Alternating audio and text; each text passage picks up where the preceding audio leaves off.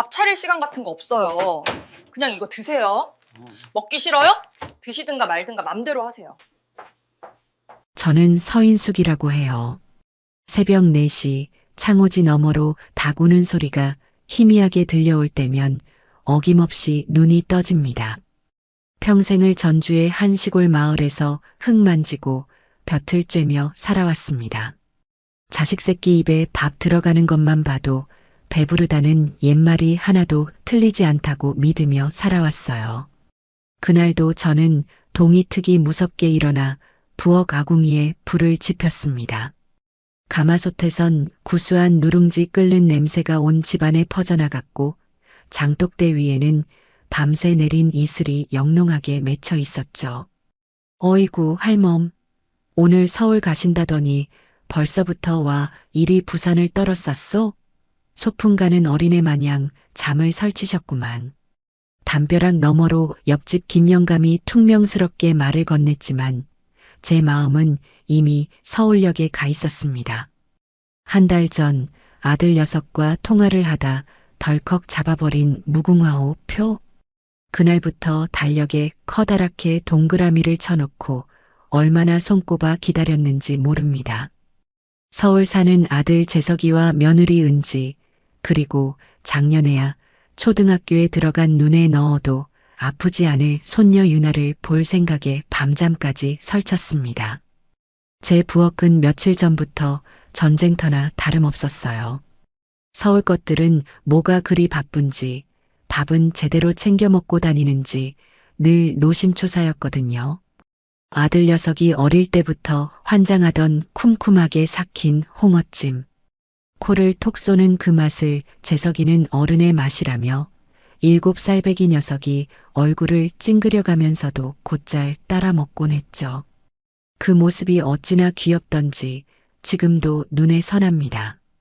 꾸덕하게 말린 코다리를 매콤달콤하게 졸인 것은 며느리가 좋아할까 싶어 일부러 설탕 대신 꿀을 넣고 윤기나게 졸였습니다. 은지가 언젠가 어머니, 저는 설탕 단맛은 싫어요. 꿀이나 조청으로 낸 은은한 단맛이 품이 있잖아요. 하고 말했던 것을 기억해뒀거든요. 그리고 며느리가 유나를 임신했을 때 입덧으로 아무것도 못 넘기면서도 유일하게 찾았던 쌉싸름한 고덜빼기 김치. 그때 온 동네 밭을 뒤져가며 실한 놈으로만 구해다 담가 보냈더니 그걸로 밥 2그릇을 비웠다며 고맙다고 전화를 했었죠.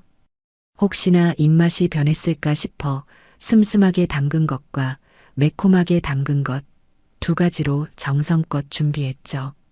늙은 호박을 푹 고아즙을 낸 호박죽 한 솥과 손녀 유나가 좋아하는 달콤한 약과까지. 커다란 보냉 가방 2개와 보자기로 싼 꾸러미 하나가 터져나가도록 반찬통을 채워 넣으며 저는 혼자 실없는 웃음을 지었습니다. 이걸 다 이고 지고 갈 수 있을란가 모르네. 하지만 묵직한 가방의 무게만큼이나 제 마음은 자식들을 향한 정으로 가득 차올랐습니다. 그저 인스턴트 음식에 길들여졌을 아들 내외의 입맛이 안쓰러워 며칠 밤낮으로 정성을 쏟은 것들이에요. 아침 일찍 전주역에서 무궁화호에 몸을 싣자 기차는 덜컹 소리를 내며 느릿느릿 출발했어요. 정든 고향의 푸른 논밭이 빠르게 창밖으로 스쳐 지나가는 고속열차와는 달랐죠. 무궁화호는 1시간에도 몇 번씩 작은 역마다 꼬박꼬박 멈춰서며 사람들을 태우고 내려주었습니다. 기차의 느린 흔들림이 꼭 자장가처럼 느껴졌지만 제 마음은 쉬이 가라앉지 않았죠. 우리 강아지 유나는 또 얼마나 컸을까? 작년에 봤을 땐 내 허리춤까지 오더니 이젠 어깨까지 훌쩍 컸겠지. 재석이는 지난번 통화할 때 목소리가 영 힘이 없던데 야위지는 않았을까? 은지는 회사에서 팀장이라던데 어린 나이에 얼마나 고될까? 자식 걱정은 해도 끝이 없는가 봅니다. 기차가 서고 가고 또 멈추기를 반복했습니다. 점심때가 훌쩍 지났지만 저는 아들 집에 가서 따뜻한 밥을 먹을 생각에 싸온 도시락도 거르고 꾹 참았어요. 5시간이 넘는 긴 시간을 달려 도착한 서울역은 발 디딜 틈 없이 사람들로 북적였고 저는 낯선 도시의 소음과 공기에 잠시 숨을 골랐어요.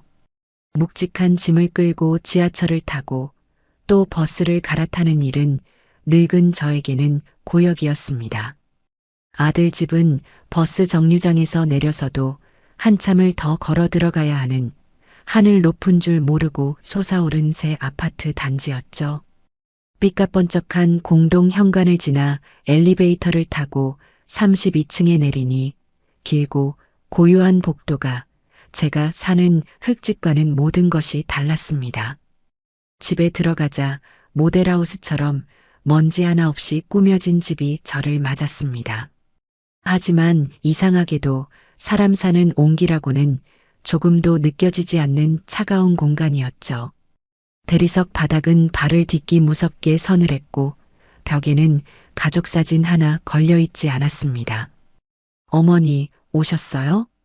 거실 소파에 비스듬히 누워 노트북을 무릎에 올린 채 두드리던 며느리 은지가 저를 흘깃 쳐다보며 말했어요.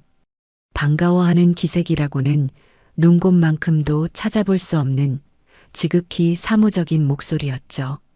일어나기는커녕 고개만 까딱하는 그 모습에 제 마음 한구석이 서늘해졌습니다. 5시간을 넘게 기차를 타고 그 무거운 짐을 이고 지고 온 시어머니에 대한 예의가 아니었죠. 오냐, 은지야. 오늘 일 안 나갔니? 우리 유나는 어디 있고? 오늘 재택 근무하는 날이에요. 유나는 학원 갔다가 저녁 늦게나 올걸요. 요즘 애들 바쁜 거 아시잖아요. 저는 낑낑대며 들고 온 보냉 가방을 현관에 내려놓았어요. 새벽부터 굶은 터라 속이 쓰렸지만 며느리 얼굴을 보니 밥 달라는 말이 차마 나오지 않았습니다. 이것 좀 봐라. 너희들 먹이려고 내가 전주에서부터 바리바리 싸들고 왔다. 하며 보자기를 풀자 며느리는 미간을 살짝 찌푸리며 코를 막더군요. 어머니, 이게 다 무슨 냄새예요? 집안에 음식 냄새 배는 거 정말 싫은데. 환기하기도 힘들고. 특히 그거 홍어인가요? 아, 어쩜 좋아. 이 냄새 빠지려면 며칠은 걸리겠네. 그 서슬 퍼런 말에 가슴이 쿵 내려앉는 것 같았죠. 아들을 위해 준비한 음식이 한순간에 악취 취급을 받았습니다. 괜찮다, 괜찮아. 금방 빠져. 이건 너가 임신했을 때 그렇게 잘 먹던 고들빼기. 아, 어머니. 그때랑 지금이랑 같나요? 그리고 저희 이런 거 잘 안 먹어요. 요즘 누가 이렇게 짜고 맵게 먹어요? 다들 저염식, 저당식 하잖아요. 건강에도 안 좋고. 이런 건 솔직히 좀 곤란해요. 제가 애써 만든 반찬들이 순식간에 시대에 뒤떨어진 불량식품 취급을 받는 기분이었습니다.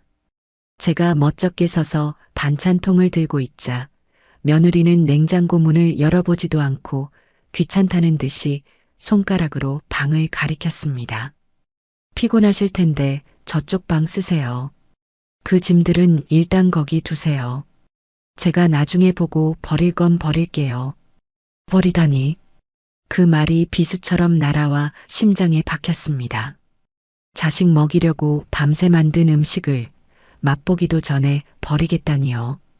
결국 저는 아무 말도 못하고 짐 가방을 끌고 며느리가 가리킨 작은 방으로 들어갔어요. 방에 짐을 풀고 앉아 있는데 서러움에 눈물이 핑 돌았습니다. 저녁 시간이 다 되어 배에서 꼬르륵 소리가 요란하게 울릴 때쯤 며느리가 제 방문을 두드리지도 않고 벌컥 열며 말했습니다. 어머니, 식사하셔야죠. 저는 그제야 며느리가 저녁을 차려주려나 보다 싶어 내심 기대했죠. 그래도 밥은 챙겨주는구나. 내가 너무 서운하게만 생각했나 보다. 하고 안심했던 제가 어리석었어요. 잠시 후 돌아온 며느리의 손에 들려있던 것은 장바구니가 아닌 편의점에서 받아온 것이 분명한 비닐봉지였습니다. 그리고는 제 앞에 플라스틱 용기에 담긴 즉석 비빔밥 하나를 툭 소리가 나게 내려놓았어요. 어머니, 저 지금 일해야 하거든요. 밥 차릴 시간 같은 거 없어요. 그냥 이거 드세요. 먹기 싫어요? 드시든가 말든가 맘대로 하세요. 전자레인지에서 1분 30초 만에 데워져 나온 그 음식 앞에서 저는 할 말을 잃었습니다. 시들한 콩나물 몇 가닥과 정체 모를 나물, 그리고 작은 고추장 소스 하나. 부엌 냉장고 근처에는 제가 밤새 만든 반찬들이 찬 바닥에 그대로 놓여 있는데 무궁화호를 타고 5시간을 달려온 시어머니에게 내놓은 것이 고작 이것이라니요. 숟가락을 드는 제 손이 분노와 서러움으로 덜덜 떨렸습니다. 이것이 제가 그토록 그리고 기다렸던 서울의 저녁 밥상이었습니다. 플라스틱 용기에서 올라오는 미지근한 온기와 인공적인 참기름 냄새가 제 코를 찔렀습니다. 저는 그 차가운 대리석 바닥에 주저앉을 수도, 그렇다고 식탁에 앉을 수도 없어 한참을 망연히 서 있었지요. 며느리는 이미 제게 비빔밥을 던져주듯 내려놓고는 노트북을 들고 서재로 쏙 들어가 버린 후였습니다. 딸깍하고 문이 닫히는 소리가 어찌나 야속하게 들리던지요. 제 위장은 새벽부터 이어진 긴 여정과 공복감에 쓰라린 신호를 보내고 있었지만 차마 저것에 숟가락을 대고 싶지가 않았습니다. 그래도 먹어야지. 먹고 정신 차려야지. 저는 억지로 몸을 일으켜 부엌으로 향했습니다. 식탁에 앉을 염치도 없어 그냥 싱크대 앞에 선 채로 플라스틱 뚜껑을 열었지요. 콩나물 몇 줄기, 시금치인지 취나물인지 모를 푸른 잎사귀 몇 점, 그리고 정체를 알 수 없는 버섯 조림이 전부였습니다. 전주에서 제가 그토록 정성껏 무쳐낸 10가지가 넘는 나물들의 향기로운 내음과는 비교조차 할 수 없는 그저 음식물에 불과한 것이었어요. 저는 숟가락으로 그것을 억지로 떠입에 넣었습니다. 밥알은 푸석했고 나물은 질겼으며 고추장 소스에서는 시큼한 화학 조미료 맛만 맴돌았습니다. 목구멍으로 넘어가는 것이 밥인지 모래인지 분간이 되지 않았어요. 눈물이 핑 돌았습니다. 제가 만든 반찬들은 현관 옆 찬 바닥에 그대로 방치되어 있었지요. 쿰쿰하게 삭힌 홍어찜이며 꿀을 넣고 조린 코다리며 쌉싸름한 고들빼기 김치가 우리를 좀 봐주세요 하고 외치는 것만 같았습니다. 그때였어요. 현관 도어락이 해제되는 소리가 들렸습니다. 삐비빅 띠리링. 밤 10시가 훌쩍 넘은 시각. 아들 재석이가 파김치가 된 얼굴로 들어섰습니다. 녀석은 현관에 벗어둔 제 신발을 보고도 놀라지 않는 눈치였습니다. 이미 며느리에게 연락을 받았겠지요. 어머니, 오셨어요? 뭐냐, 아들. 얼굴이 이게 뭐냐? 꼴이 말이 아니구나. 아들은 제 앞에 서서 억지 미소를 지어 보였지만 그 퀭한 눈과 축 처진 어깨는 숨길 수가 없었습니다. 저는 차마 며느리가 제게 준 편의점 비빔밥 이야기는 꺼낼 수가 없었어요. 이 힘든 아들에게 짐을 보태고 싶지 않았습니다. 그저 속으로 사귀며 아들의 마른 등을 쓸어주기만 했죠. 밥은 먹었니? 저녁은 챙겨 먹고 다니는 거냐? 그럼요, 어머니. 그럼요. 은지가 아침마다 얼마나 잘 챙겨주는데요. 주스도 갈아주고 빵도 구워주고. 걱정 마세요. 저녁도 아까 들어오면서 간단히 먹었어요. 아들의 해맑은 거짓말에 저는 그만 할 말을 잃고 말았습니다. 며느리는 아들이 현관에 들어서는 소리를 들었음에도 방에서 나오지 않았어요. 제가 재석아 이것 좀 하며 현관에 둔 보따리를 가리키자 아들은 그제야 그것들을 발견했습니다. 아이고 어머니, 이걸 다 어떻게 들고 오셨어요?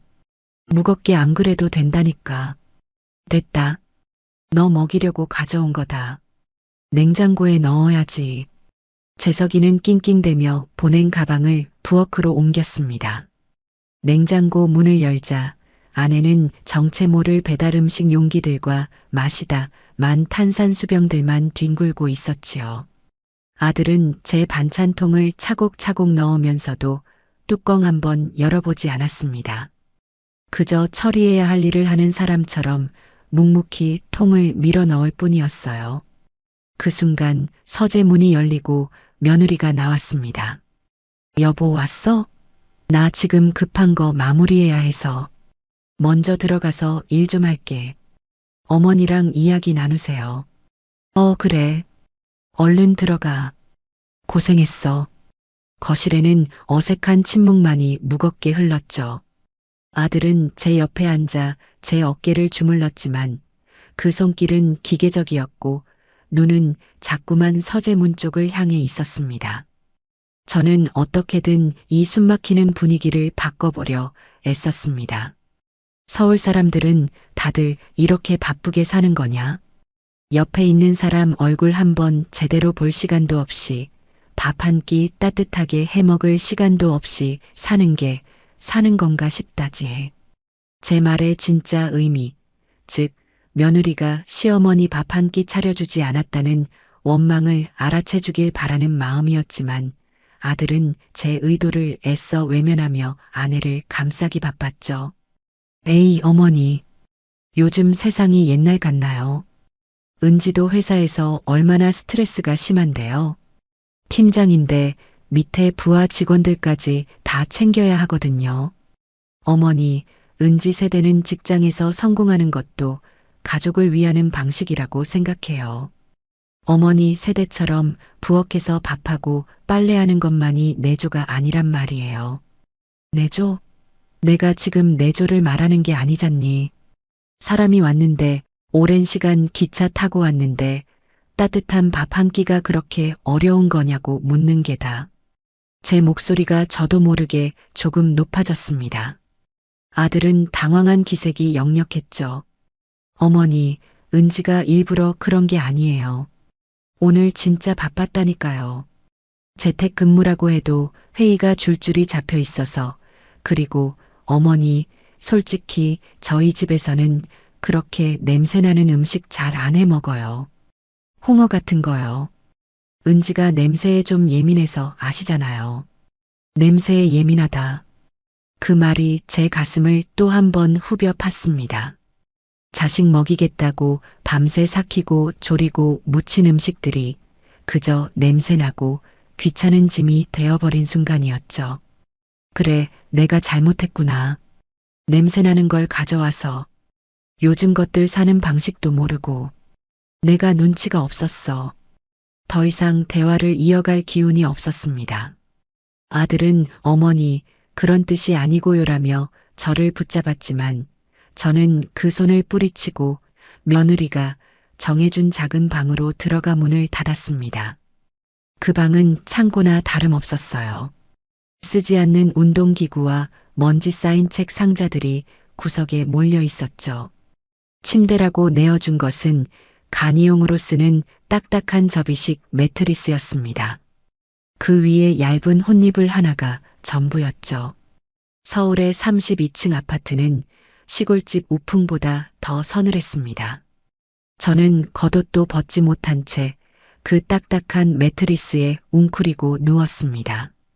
천근만근 무거운 돌덩이가 가슴을 짓누르는 듯해 좀처럼 잠이 오지 않았습니다. 내가 여기 왜 왔을까? 무엇을 기대하고 이 고생을 하며 왔을까? 자정을 넘기고 새벽녘이 되었을까요?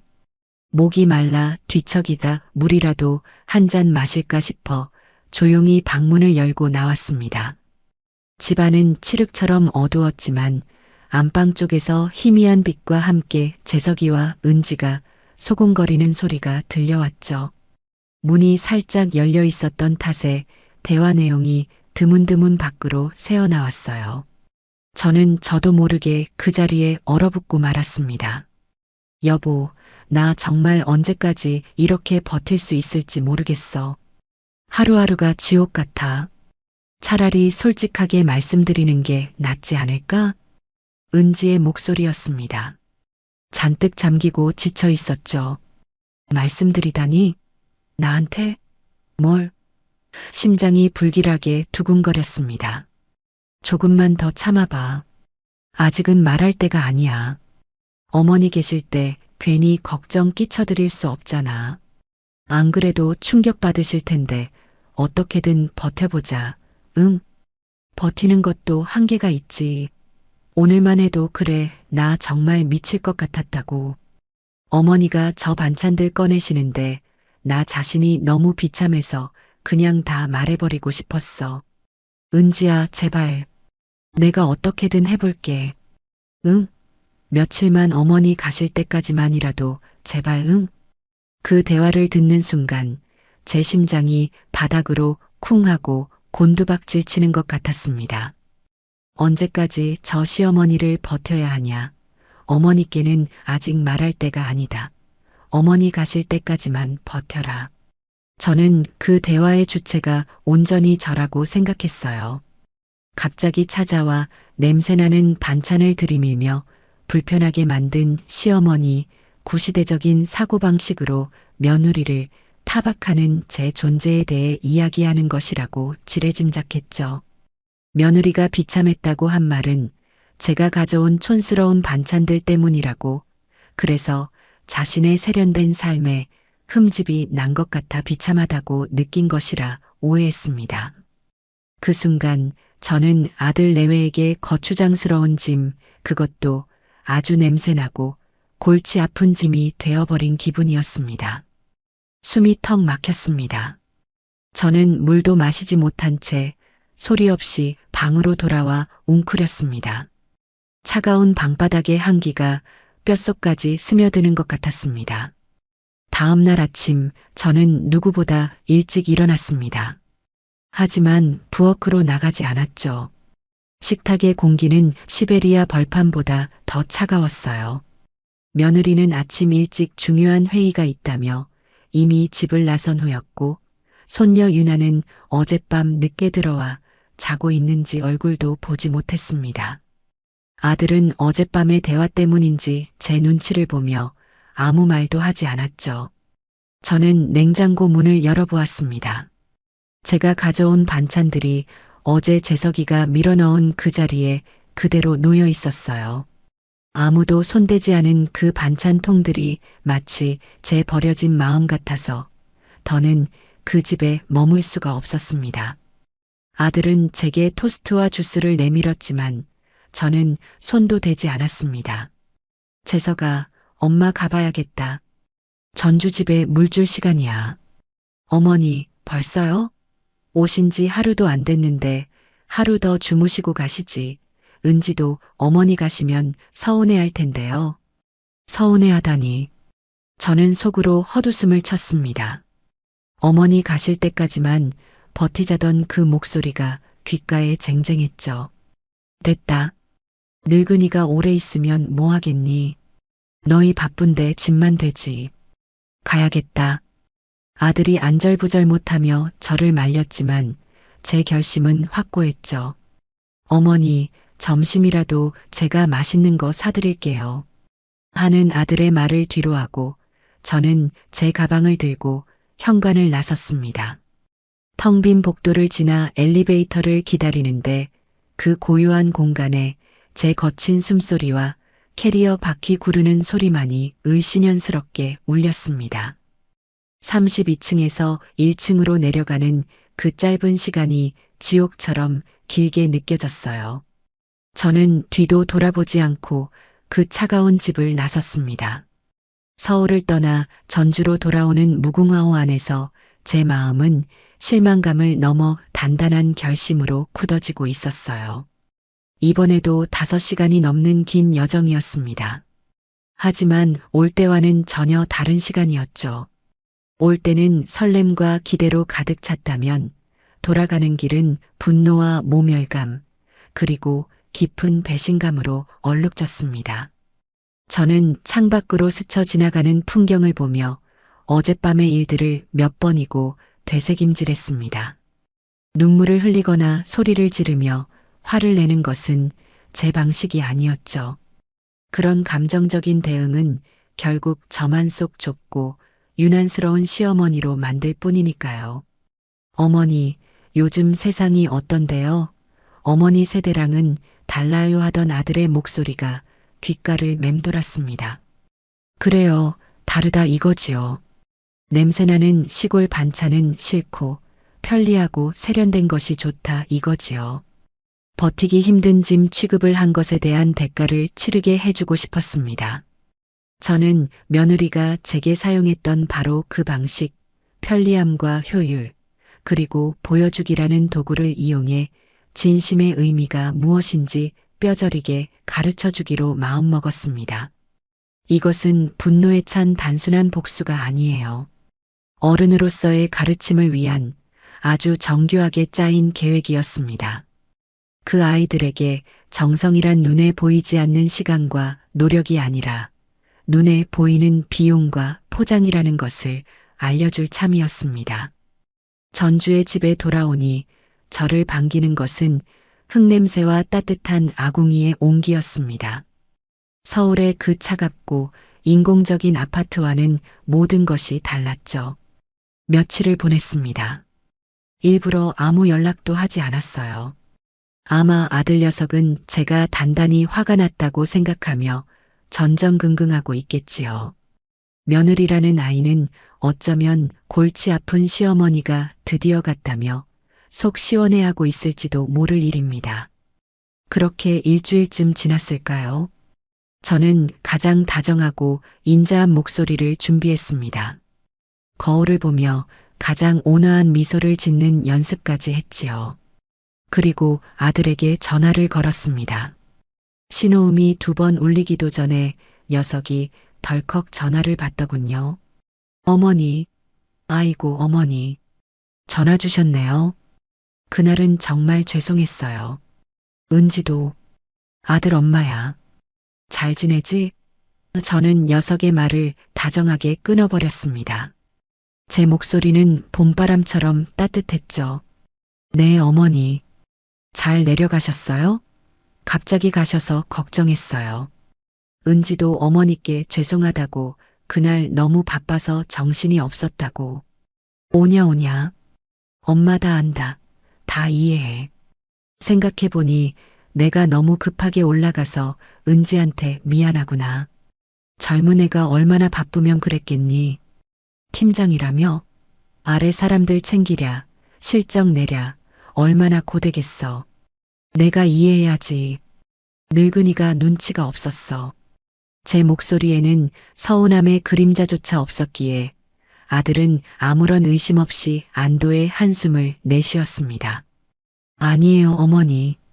그렇게 말씀해 주시니 제가 더 죄송하네요. 그래서 말인데 아들. 이번 주말에 은지랑 유나 데리고 전주 한번 내려오렴. 엄마가 아주 특별한 잔치상을 차려줄게. 지난번엔 엄마가 냄새나는 것들만 가져가서 은지가 먹을 게 하나도 없었잖아. 내가 미안해서 말이야. 이번에는 우리 은지가 딱 좋아하는 아주 세련되고 깔끔한 걸로만 준비할 참이다. 정말요, 어머니? 아이고, 그렇게까지 안 하셔도 되는데 은지가 들으면 좋아하겠네요. 안 그래도 어머니 서운해 하실까봐 계속 마음에 걸려 했어요. 이 순진한 아들 녀석은 제 계획을 꿈에도 모를 테죠. 제안을 가장한 이 초대는 제가 준비한 값비싼 수업의 첫 번째 단계였습니다. 그날부터 저의 준비는 시작되었어요. 하지만 제가 향한 곳은 흙 묻은 채소가 가득한 재래시장이 아니었습니다. 저는 버스를 타고 시내에서 가장 큰 새로 생긴 백화점의 지하식품관으로 향했죠. 평생을 시장 바닥만 전전하던 제게 그곳은 별천지나 다름없었습니다. 화려한 조명 아래 번쩍이는 포장지에 담긴 음식들이 저를 유혹하고 있었어요. 저는 그곳에서 가장 비싸고 화려하게 포장된 즉석 요리들을 꼼꼼하게 고르기 시작했습니다. 손님, 무엇을 찾으세요? 정갈하게 유니폼을 차려입은 직원이 제게 물었죠. 여기서 제일 비싸고 제일 유명한 셰프가 만들었다는 뭐 그런 거 없어? 제 말에 직원은 눈을 반짝이며 저를 프리미엄 한식 코너로 안내했습니다. 그곳에는 제가 상상도 못했던 것들이 진열되어 있었어요. 첫 번째로 제 눈에 띈 것은 궁중 명장 셰프의 프리미엄 한우 갈비찜이라고 적힌 밀키트였습니다. 황금색 보자기에 쌓인 상자 안에는 이미 다 조리되어 진공 포장된 갈비찜이 들어 있었죠. 가격표를 보니 10만 원이 훌쩍 넘었습니다. 제가 시장에서 한우갈비를 사서 밤새 핏물 빼고 온갖 약재를 넣어 푹 고아내는 수고에 비하면 터무니없는 가격이었지만 저는 망설임 없이 카트에 담았습니다. 그래, 너희가 말하는 정성이란 이런 것이겠지. 다음은 전복죽 코너였습니다. 청정 완도산 활전복을 통째로 넣었다는 수제 전복죽 레토르트 파우치가 금박 상자에 담겨 있었어요. 한 팩에 3만 원이었습니다. 제가 살아있는 전복을 사다개우까지 넣어 진하게 끓여내는 죽 한 솥값이었죠. 그것도 2상자 집어들었습니다. 그리고 마침내 이 수업의 핵심이 될 그것을 발견했습니다. 12가지 나물과 황동 비빔기가 포함된 궁중 비빔밥 키트였죠. 가격은 무려 15만 원. 상자를 열어보니 호박꼬지, 도라지, 고사리, 시금치 등 12가지 나물이 각각 손가락 한마디만 한 작은 플라스틱 용기에 담겨 있었습니다. 볶은 고추장과 참기름, 그리고 번쩍이는 작은 황동 그릇 2개까지 들어있더군요. 저는 그 플라스틱 용기들을 보며 실소를 금치 못했습니다. 제가 그깟 나물 무치느라 며칠을 쪼그리고 앉아 다듬고 데치고 묻혔던 시간들이 주마등처럼 스쳐 지나갔어요. 며느리에게는 이 작은 플라스틱 용기 하나가 제가 밤새 만든 그 모든 반찬보다 더 가치 있게 여겨지겠지요. 제 쇼핑 카트는 며느리에게 보여줄 진심 없는 정성으로 가득 채워졌습니다. 유명 호텔에서 만들었다는 즉석 잡채, 3분이면 완성된다는 프리미엄 된장찌개, 키트, 그리고 손녀 유나를 위한 비싼 유기농 과일 푸딩까지 계산대에서 수십만 원이 찍히는 것을 보면서도 저는 눈 하나 깜짝하지 않았어요. 이것은 단순한 음식이 아니었습니다.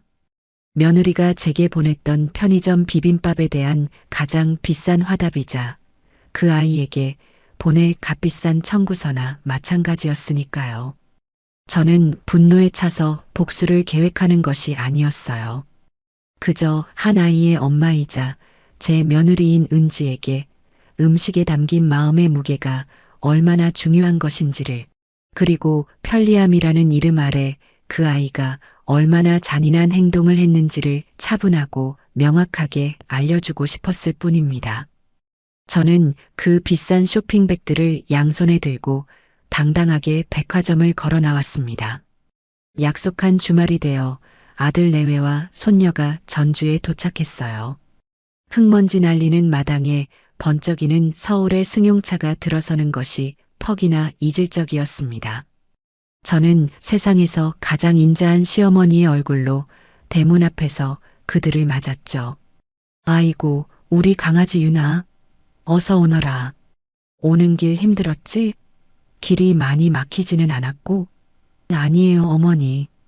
고속 열차 타니까 금방이던데요. 이렇게 마중까지 나와주시고 죄송해요. 지난번에는. 며느리는 무언가 알 수 없는 표정으로 제 눈치를 살피며 집안을 둘러보았어요. 아마도 제가 또 냄새나는 시골 음식을 잔뜩 차려놓고 구박이라도 할까봐 지레 겁을 먹은 눈치였죠. 예, 서 있지만 말고 어서 들어오너라. 마루에 다 차려놨다. 제 말에 아들 내외는 마루로 올라섰고 그 순간 두 사람의 눈이 휘둥그레졌습니다. 마당에는 제가 아끼는 자개상 위에 먼지 하나 없이 닦아 반짝이는 최고급 유기 그릇과 은수저, 비단 수저 받침까지 완벽하게 차려져 있었습니다. 분위기만 보면 임금님 수라상 부럽지 않은 엄청난 전통 한정식이 나올 것만 같았죠. 우와, 할머니, 오늘 무슨 날이에요? 상이 너무 예뻐요. 임금님 밥상 같아요. 아무것도 모르는 손녀 유나의 말에 저는 흐뭇하게 웃으며 말했습니다. 우리 강아지 오니까 좋은 날이지. 할미가 우리 유나 주려고 아주 맛있는 거 많이 준비했어. 너희 엄마가 좋아하는 걸로만. 어머니, 이게 다 뭐예요? 저희 때문에 이렇게까지. 아들 녀석은 감동한 듯 목소리까지 떨렸습니다. 며느리 은지 역시 안도감과 미안함이 뒤섞인 복잡한 표정으로 자리에 앉았죠. 얘들아, 시장할 텐데 어서 앉으렴. 저녁 식사가 다 준비되었단다. 내가 너희들 온다고 며칠 전부터 시내 백화점에 가서 특별히 주문해 놓은 것들이다. 백화점이라는 말에 며느리의 표정이 살짝 굳는가 싶었지만 저는 아랑곳하지 않고 주방으로 향했습니다. 주방에서는 가마솥 대신 전자레인지가 윙하고 돌아가는 소리가 경쾌하게 울렸죠. 자, 첫 번째 요리다. 저는 전자레인지에서 띵하는 소리를 내며 나온 플라스틱 용기의 내용물을 가장 크고 화려한 유기 그릇에 보기 좋게 옮겨 담아 내왔습니다. 김이 모락모락 나는 한우 갈비찜이었죠. 자, 이건 서울 유명 셰프가 만들었다는 프리미엄 한우 갈비찜이란다. 요즘은 세상이 참 좋아졌어. 이렇게 데우기만 하면 되니 얼마나 편하니. 너희처럼 바쁜 사람들에게는 딱이지. 은지야, 어서 맛 좀 보렴. 이게 10만 원도 넘는 귀한 거란다. 저는 마치 최고급 레스토랑의 셰프처럼 요리를 설명하며 상 위에 내려놓았죠. 아들의 얼굴에 당혹감이 스쳐 지나갔습니다. 어머니, 이걸 데우기만 하셨다고요? 그럼 요새 누가 집에서 이런 걸 밤새 끓이고 있니? 촌스럽게. 안 그러냐, 은지야? 며느리는 아무 말 없이 갈비찜 한 점을 입에 넣었습니다. 그 익숙한 인스턴트의 맛을 모를 리가 없었죠. 녀석의 씹는 동작이 점점 느려졌습니다. 이어서 저는 끓는 물에 3분 데운 파우치를 뜯어 다음 요리를 내왔습니다. 역시나 고운 자기 그릇에 옮겨 담았죠. 이건 완도에서 갓 잡은 전복의 신선함을 그대로 보존했다는 간편 전복죽이야. 영양도 만점이라니 많이 먹으렴. 유나도 먹기 좋을 게다. 이것도 얼마나 비싼지 몰라. 하지만 너희들 먹일 건데 돈이 대수겠니? 아들의 표정은 이제 경악으로 변해가고 있었지만 며느리는 아무 말 없이 굳은 얼굴로 앉아만 있었죠. 그 아이는 이제 제 의도를 조금씩 눈치채기 시작한 겁니다. 마지막으로 저는 상 한가운데에 이 연극의 하이라이트 요리를 놓았습니다. 바로 수십 개의 작은 플라스틱 용기들로 이루어진 궁중 비빔밥 키트였죠. 저는 그 플라스틱 용기들을 트레이째로 자개상 한가운데 툭 하고 내려놓았습니다. 그 요란한 플라스틱 소리가 고요한 마루를 울렸습니다. 그리고 각자의 유기 그릇에 흰 밥만 덩그러니 퍼서 나누어 주었죠. 자, 이건 궁중 비빔밥이란다. 나물이 12가지나 돼. 얼마나 정갈하고 깨끗하니. 각자 덜어서 비벼 먹으렴. 비싼 황동 그릇까지 들어있더라만 우리 집에 유기 그릇이 많아서 그건 내다 버렸다. 손녀 유나만이 신이 나서 우와. 내가 비벼 먹을래요. 라며 작은 플라스틱 용기들을 까기 시작했습니다. 하지만 아들과 며느리는 숟가락도 들지 못하고 저만 쳐다보고 있었죠. 며느리의 얼굴은 하얗게 질려 있었습니다. 저는 그 둘을 바라보며 세상에서 가장 온화하고 인자한 미소를 지어 보였습니다. 그리고는 천천히 입을 열었죠. 너희들을 맞이할 준비를 하느라 내가 너무 바빴단다. 밭일도 해야 하고 집안일도 해야 하고 밥 차릴 시간이 어디 있겠니? 안 그러냐, 은지야? 제 입에서 그 말이 나오는 순간 며느리의 어깨가 움찔하는 것이 보였습니다. 그래도 너희들을 위해 가장 좋은 것들로만, 가장 비싼 것들로만 준비했어. 바쁜 사람한테 뭘 더 바라시면 곤란하지. 부디 내 사정을 이해해 주렴. 제가 서울에서 들었던 그 말을 토씨 하나 틀리지 않고 그대로 돌려주는 순간 식탁 위에는 무거운 침묵이 내려앉았습니다. 며느리의 얼굴은 하얗게 질리다 못해 파랗게 변해갔죠. 제 의도를, 제가 주고자 했던 가르침을 완벽하고도 처참하게 이해한 표정이었습니다. 그 어떤 고성이나 다툼보다도 더 날카로운 진실이 오고 간 그 순간, 시간은 그대로 멈춰버린 듯 했습니다. 아들 재석이는 주먹을 꽉 쥔 채 부들부들 떨고 있었고, 며느리는 끝내 숟가락을 손에 쥔 채로 고개를 떨구고 말았습니다. 달그락. 며느리의 손에서 힘없이 미끄러진 은수저가 유기그릇에 부딪히며 내는 날카로운 소리가 그 정막으로 가득 찬 흑마루를 갈랐습니다. 그 소리는 마치 잘 벼린 칼이 얼음판을 가르는 소리처럼 제 심장에 선명한 금을 내는 소리처럼 들렸지요. 아무것도 모르는 손녀 유나만이 천진난만하게 제 몫으로 놓인 플라스틱 나물 용기를 톡톡 따며 와, 할머니, 이거 고기다. 와, 맛있는 냄새. 나 이거 다 먹을래. 하고 외쳤습니다. 하지만 그 맑은 목소리마저도 마루 위에 짚고 무겁게 깔린 어른들의 침묵 속에 스펀지처럼 빨려 들어가 맥없이 흩어지고 말았습니다. 아들 재석이는 주먹을 꽉 쥔 채 부들부들 떨고 있었습니다.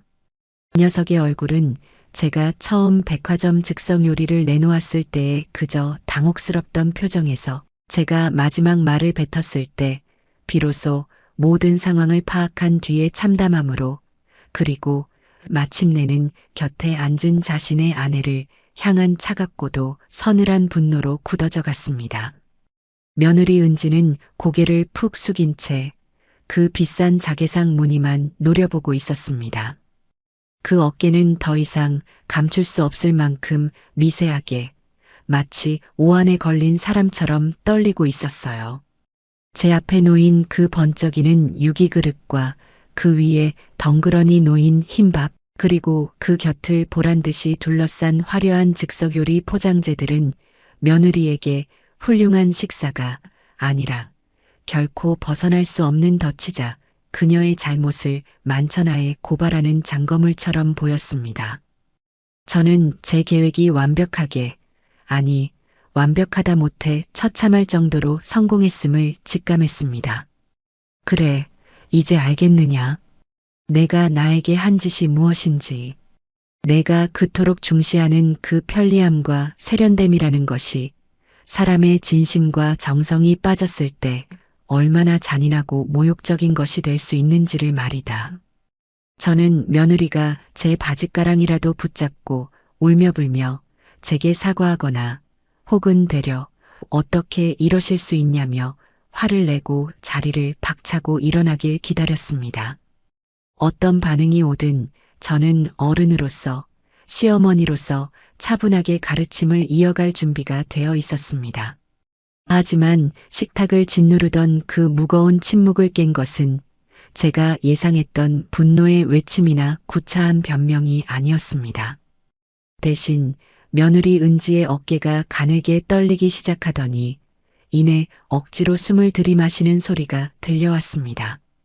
곧이어 참았던 눈물이 툭 터지듯 뺨을 타고 주르륵 흘러내렸습니다. 며느리는 자신의 무례함을 책망하는 내 앞에서는 차마 울고 싶지 않다는 듯 손등으로 눈물을 닦아내려 했지만 그 눈물은 한 번 터진 봇물처럼 멈출 줄을 몰랐어요. 결국 자개상 위로 굵은 눈물방울이 뚝뚝 떨어지기 시작했습니다. 그때였습니다. 이 모든 상황이 아내의 지난 잘못에서 비롯되었다고 판단한 아들 재석이가 제게는 한없이 죄송스러운 표정을 짓더니 이내 며느리를 향해 그동안 참아왔던 분노를 이빨 사이로 뿜어냈습니다. 나은지, 당신 지금 제정신이야? 재석이의 목소리는 낮았지만 그 안에는 강철 같은 분노가 서려 있었습니다. 어떻게 어머님께 그런 짓을 하고도 뻔뻔하게 여기 앉아 있을 수가 있어? 당신이 사람이면 내 아내고 유나 엄마면 이럴 수 있어? 연세 이른이 다 된 우리 어머니가 새벽부터 일어나서 그 무거운 짐을 이고 지고 5시간을 넘게 무궁화호를 타고 오셨어. 그런데 당신이 내놓은 게 뭐야? 고작 편의점 비빔밥? 그것도 1분 30초 데워서 툭 던져줘? 그걸 말이라고 해. 당장 어머님께 사과드리지 못해. 아들의 서슬 퍼런 고함 소리가 조용하던 시골집 마루를 쩌렁쩌렁 울렸습니다. 저는 그 순간 그래 잘한다 아들아. 내가 내 속을 아는구나 하는 통쾌함과 동시에 무언가 일이 제가 의도했던 것보다 훨씬 더 커져버렸다는 당혹스러운 불안감을 느꼈습니다. 제 목표는 며느리의 그릇된 버릇을 고치고 제 정성을 무시한 것에 대한 사과를 받는 것이었지. 이렇게 아들 앞에서 며느리를 죄인으로 만들어 부부싸움을 크게 붙이려는 것은 아니었으니까요. 여보 그만해요 제발. 며느리는 흐느끼며 간신히 입을 열었습니다. 고개를 푹 숙인 채 밥상 위로 눈물을 뚝뚝 떨어뜨렸죠. 그 모습은 자신의 잘못을 뉘우치고 반성하는 사람의 모습이라기보다는 모든 것을 포기하고 절망의 나락으로 무너져 내리는 사람의 모습에 가까웠습니다. 어머니, 제가 정말 잘못했어요. 정말 죄송합니다. 그런데 그 사과는 단순히 비빔밥 사건에 대한 것이라고 하기에는 너무나도 깊은 절망감을 담고 있었어요. 마치 오랫동안 둑에 막혀 있던 물이 제 잔인한 계획과 남편의 질책이라는 충격에 한꺼번에 터져 나오듯 며느리는 멈추지 않는 흐느낌과 함께 조심스럽게 진실의 일부를 털어놓기 시작했습니다. 그 목소리는 너무나 작고 갈라져서 귀를 기울여야만 겨우 들을 수 있었죠. 사실은 제가 회사 사정이 많이 안 좋아요. 뭐? 재석이가 날카롭게 되물었습니다. 그게 무슨 소리야? 회사 잘 다닌다며. 대규모 구조조정이 진행 중이라 누가 잘릴지 모르는 상황이라. 제가 요즘 제정신이 아니었어요. 며느리는 필사적으로 변명을 쥐어짰습니다. 매일매일 정말 살얼음판을 걷는 기분이었어요. 누가 불려나갈지, 내일 당장 내 책상이 없어질지도 모른다는 생각에 잠도 제대로 못 자고, 그래서 어머님이 오셨는데도 제가 어떻게 해야 할지 몰라서 정말 경황이 없어서 그랬어요. 며느리의 말은 횡설수설했지만 그 안에는 분명한 공포와 절박함이 담겨 있었습니다. 그래서 어머니께 그렇게 대한 거예요. 정말 죄송해요, 어머니. 제가 나빴어요. 모든 게 다 제 잘못이에요. 며느리의 고백은 제가 예상했던 바빠서 그랬다거나 어머니 반찬 냄새가 싫어서 그랬다는 식의 뻔한 변명과는 전혀 다른 종류의 것이었죠. 구조조정이라는 단어가 주는 현실적인 무게감은 제 예상을 뛰어넘는 것이었습니다. 제 통쾌했던 승리감은 그 순간 마치 뜨거운 물에 넣은 얼음처럼 흔적도 없이 사라지고 그 자리에는 당혹감과 함께 아주 희미하고 불편한 연민이 차오르기 시작했습니다. 제가 준비한 완벽한 수업은 분명 효과가 있었어요. 하지만 그 결과는 제가 기대했던 통쾌한 사과나 굴복이 아니라 한 사람이 사회생활의 위기 앞에서 완전히 부서져 내리는 처참한 모습이었습니다. 아들 재석이조차 아내의 충격적인 고백에 더 이상 화를 내지 못하고 그게 정말이야? 그렇게 심각한 거였어? 왜 나한테는 말 한마디 안 했어? 하고 당황하며 물었죠. 말하면 뭐가 달라져? 당신까지 걱정할까봐 나 하나만 버티면 될 줄 알았는데. 매일 아침마다 누가 불려나갈까봐 가슴이 조마조마한데. 그런데 어머님은 오셨지. 나는 정말 어떻게 해야 할지 몰랐다고. 며느리는 결국 울부짖으며 그동안의 서름을 토해냈습니다. 제 마음은 순식간에 복잡해졌습니다. 분명 며느리의 잘못을 바로잡기 위한 정당한 행동이었지만 어쩌면 저는 이미 벼랑 끝에서 비틀거리고 있는 사람을 그 벼랑 아래로 더 세게 밀어버린 것일지도 모른다는 끔찍한 생각이 들었죠. 물론 그렇다고 해서 피땀 흘려 반찬을 해온 시어머니에게 편의점 음식을 내민 것이 정당화될 수는 없었습니다. 하지만 그 아이가 보여주었던 차가운 태도와 무심함이 어쩌면 단순한 무례함이 아니라 직장에서 밀려날지도 모른다는 절박함의 다른 표현이었을지도 모른다는 가능성이 제 머릿속을 헤집기 시작했습니다. 그날의 요란했던 식사는 그렇게 허무하게 끝이 났습니다. 아무도 그 비싼 수십만 원어치의 즉석 요리에 손을 대지 않았죠. 손녀 유나만이 제 옆에서 눈치를 보며 할머니, 나 배고픈데 엄마 아빠 왜 싸워? 하고 물을 뿐이었습니다. 며느리는 제 방으로 뛰어들어가 문을 잠가버렸고 아들은 마루 끝에 주저앉아 아, 진짜 미치겠네 하며 마른 세수만 연거푸 해댔습니다. 저는 아무 말 없이 손녀 유나를 데리고 부엌으로 들어갔습니다. 그리고 냉장고 문을 열었죠. 서울에서 버려질 뻔했던 제가 가져온 진짜 반찬통들을 꺼냈습니다. 며느리가 그토록 냄새난다던 홍어찜이며 코다리 조림은 그대로 둔 채 향긋한 참기름 냄새가 나는 시금치나물과 콩나물, 고사리를 꺼냈습니다. 그리고 가마솥에 남아있던 따뜻한 밥을 푼 뒤 커다란 양푼에 밥과 나물을 넣고 고추장 한 숟갈, 참기름 한 바퀴를 둘러 쓱쓱 비벼주었죠. 달걀 프라이 하나를 부쳐 올리는 것도 잊지 않았습니다. 유나야, 이게 진짜 비빔밥이란다. 어서 먹어. 유나는 그제야 환하게 웃으며 숟가락을 들었습니다. 와, 할머니 밥이 세상에서 제일 맛있어. 저는 그 모습을 멍하니 바라보며 굳게 닫힌 며느리의 방문을 힐끗 쳐다보았습니다. 다음 날 아침 아들 내외는 동이 트기도 전에 도망치듯 전주를 떠났습니다. 며느리는 밤새 울었는지 눈이 퉁퉁 부은 채 차마 제 얼굴을 보지 못하고 차 뒷좌석에 올랐습니다. 아들은 제게 다가와 봉투 하나를 내밀었죠. 어머니, 죄송해요. 어제 그 음식값 이걸로라도 치워라.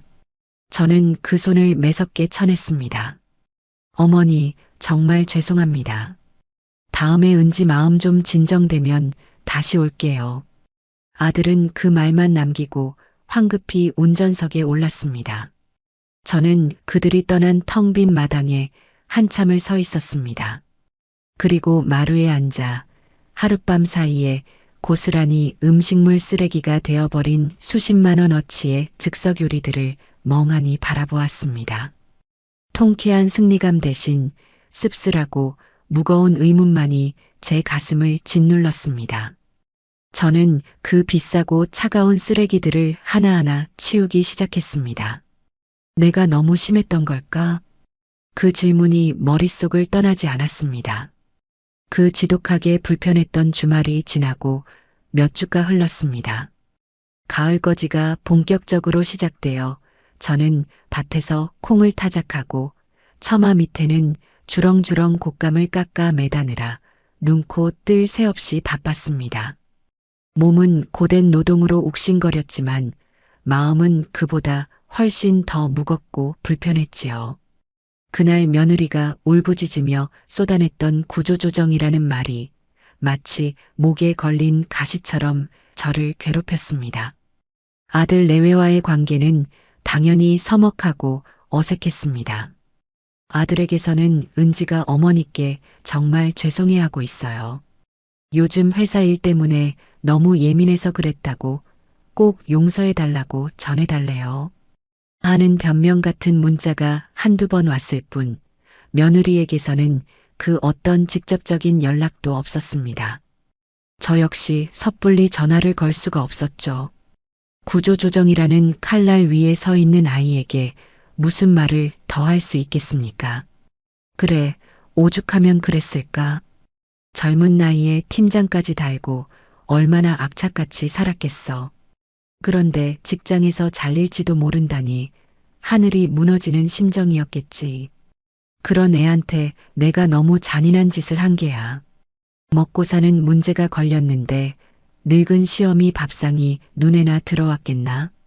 내가 너무 심했어. 그렇게 자책감이 고개를 들다가도 문득문득 서울에서의 그날을 떠올리면 서운함이 다시금 치밀어 올랐습니다. 아무리 그래도 그렇지. 사람이 어떻게 그래. 5시간을 넘게 기차를 타고 그 무거운 짐을 지고 간 늙은 어미가 문을 열고 들어섰는데 엉덩이 한 번 안 떼고 노트북만 보던 그 모습, 내 반찬을 냄새나는 쓰레기 취급하던 그 표독스럽던 표정 그리고 그 편의점 비빔밥. 그건 경우가 아니지. 절대로 아니지. 저는 이 두 가지 마음 사이에서 갈피를 잡지 못하고 며칠을 보냈습니다. 아들에게 은지 회사 일은 좀 어떠냐고 슬쩍 물어보면 아들은 잘 버티고 있는 것 같아요. 조용히 지나가길 바랄 뿐이죠. 하는 힘없는 대답만 돌려줄 뿐이었습니다. 그러던 어느 날 밤이었습니다. 콩 타작을 겨우 마치고 욱신거리는 허리를 두드리며 툇마루에 앉아 식은 땀을 들이켜고 있는데 요란하게 전화벨이 울렸습니다. 밤 11시가 훌쩍 넘은 시각이었죠. 이 시간에 올 전화는 아들 녀석밖에 없었습니다. 불길한 예감에 제 심장이 덜컥 내려앉았습니다. 여보세요. 어머니. 수화기 너머로 들려오는 아들 재석이의 목소리는 제가 평생 들어본 적 없는 소리였습니다. 금방이라도 울음이 터질 것처럼 갈라지고 부서지는 목소리. 그 목소리에는 단순한 슬픔이 아니라 무언가 감당할 수 없는 엄청난 충격을 정면으로 맞닥뜨린 사람의 깊은 공포와 절망이 서려 있었습니다. 재석아, 왜 그러냐? 목소리가 왜 그래? 정신 똑바로 차리고 말해봐. 무슨 일이야? 혹시 유나 무슨 일 있어? 아니요, 유나는 자요. 어머니, 어떡해요. 제가 은지한테 무슨 짓을 한 건지 모르겠어요. 아들은 끝내 말을 잇지 못하고 어린아이처럼 흐느꼈습니다. 저는 영문도 모른 채 발만 동동 굴렀죠. 무슨 일이냐니까? 이놈아, 애간장 태우지 말고 어서 말해. 한참을 꺽꺽대며 울던 아들은 자신이 방금 알게 되었다는 도저히 믿을 수 없는 충격적인 사실을 털어놓았습니다. 며느리가 전주에서 울며 말했던 구조조정은 거짓말이었어요. 더 정확히 말하면 그건 이미 일어난 과거의 일이었습니다. 어머니 은지가 말한 그 구조조정. 그거 사실이 아니었어요. 아니, 이미 끝난 일이었어요. 뭐, 그게 무슨 소리야? 그럼 그날 나한테, 그리고 너한테까지 전부 거짓말을 한 거란 말이냐? 아니요. 그게 아니라 은지 이미 한 달도 더 전에 회사에서 해고당했대요. 뭐라고? 저는 제 귀를 의심했습니다. 온몸에 털이 쭈뼛 서는 것 같았습니다. 해고? 아니, 팀장이라며. 그렇게 잘 나간다며. 그게 무슨 소리야? 그랬었죠, 그랬는데. 이번에 어머니 제가 서류를 봤어요. 날짜를 보니까 어머니 서울 오시기 불과 이틀 전에 통보를 받았더라고요. 저는 숨이 멎는 것 같았습니다. 머릿속이 망치로 얻어맞은 것처럼 하얗게 비어버렸죠. 아들은 울음 섞인 목소리로 자기가 알게 된 끔찍한 경위를 설명했습니다. 그날 전주에서 돌아간 이후 며느리가 눈에 띄게 말수가 줄고 밤마다 잠을 설치며 식은 땀을 흘리는 것을 그저 구조조정 스트레스가 극심해서 그런 것이라고만 생각했습니다. 아내를 위로한답시고 힘내라. 당신 능력 있으니 괜찮을 거다 같은 공허한 말만 되풀이했다고 했죠. 그런데 오늘 재석이가 평소보다 조금 늦게 퇴근하고 집에 왔는데 집이 난장판이더랍니다. 며느리는 연락도 없이 사라지고 손녀 유나만 거실에서 텔레비전을 보다 잠들어 있더랍니다. 며느리의 전화기는 꺼져 있었고요. 불안한 마음에 집안을 살피던 재석이는 서재에 있는 며느리의 책상이 평소와 달리 어지럽혀져 있는 것을 발견했습니다. 그리고 그 위에 며느리가 미처 치우지 못한 노트북이 켜져 있었는데 화면 가득 재취업을 알아보는 구직 사이트가 열려 있었다고요. 이상한 생각이 들어서 은지 서재 책상을 뒤졌어요. 제가 그러면 안 되는 거 아는데 너무 불안해서 미칠 것 같아서. 그런데 서랍 가장 깊숙한 곳에서 편지 봉투를 하나 발견했어요. 회사 이름이 적힌 권고, 사직, 통보서였어요. 아들의 목소리는 절망으로 무너지고 있었습니다. 어머니 날짜가 정확히 어머니 서울 오시기 이틀 전이었어요. 그날이었어요. 날 은지가 그날 이후로 한 달이 넘는 시간 동안 저한테는 계속 회사 다니는 척, 아침마다 출근하는 척 정장을 입고 집을 나섰던 거예요. 제가 바보였어요. 그것도 모르고 매일 아침에 오늘도 회의 많아? 야근하지 말고 일찍 와 하고 등을 두드려주고 힘내라고 말했는데 그 말을 들으면서 은지 속은 얼마나 썩어 문드러졌을까요? 그렇게 나가서 하루 종일 도서관이랑 카페를 떠돌면서 저 구직 사이트만 들여다보고 있었던 거예요. 제가 바보 천치였어요. 그것도 모르고 전주에서는 어머니 앞에서 은지한테 뻔뻔하다고 제가 소리를 질렀어요. 아들은 더 이상 말을 잇지 못하고 짐승처럼 울부짖었습니다. 저는 수화기를 든 채 그 자리에 얼어붙고 말았습니다. 칠흑 같은 밤 공기가 제 폐부를 찌르는 것 같았습니다. 그제야 그날 서울에서 벌어졌던 모든 일의 조각이 끔찍한 그림으로 맞춰졌습니다. 제가 서울에 도착했을 때 며느리가 거실 소파에 비스듬히 누워 노트북을 두드리고 있던 그 모습, 그건 재택근무가 아니라 바로 전날 해고 통보를 받고 망연자실한 상태로 이 믿을 수 없는 현실 앞에서 다른 일자리를 미친 듯이 검색하고 있던 것이었겠죠. 저를 보고도 반가워하기는커녕 그토록 날카롭고 정신없어 보였던 이유. 어머니라는 자신의 가장 초라한 모습을 들키고 싶지 않은 대상의 갑작스러운 방문에 그 아이는 패닉 상태에 빠졌던 겁니다. 제가 가져간 그 정성스러운 반찬들의 냄새에 유독 예민하게 굴었던 이유. 그건 단순히 세련된 척하는 유난이나 깔끔함이 아니었어요. 자신의 모든 것이 무너져 내린 절망 속에서 자신의 통제 범위를 완벽하게 벗어난 시어머니의 정성이라는 그 낯선 것의 침입을 도저히 견딜 수 없었던 마지막 발악이었을 겁니다.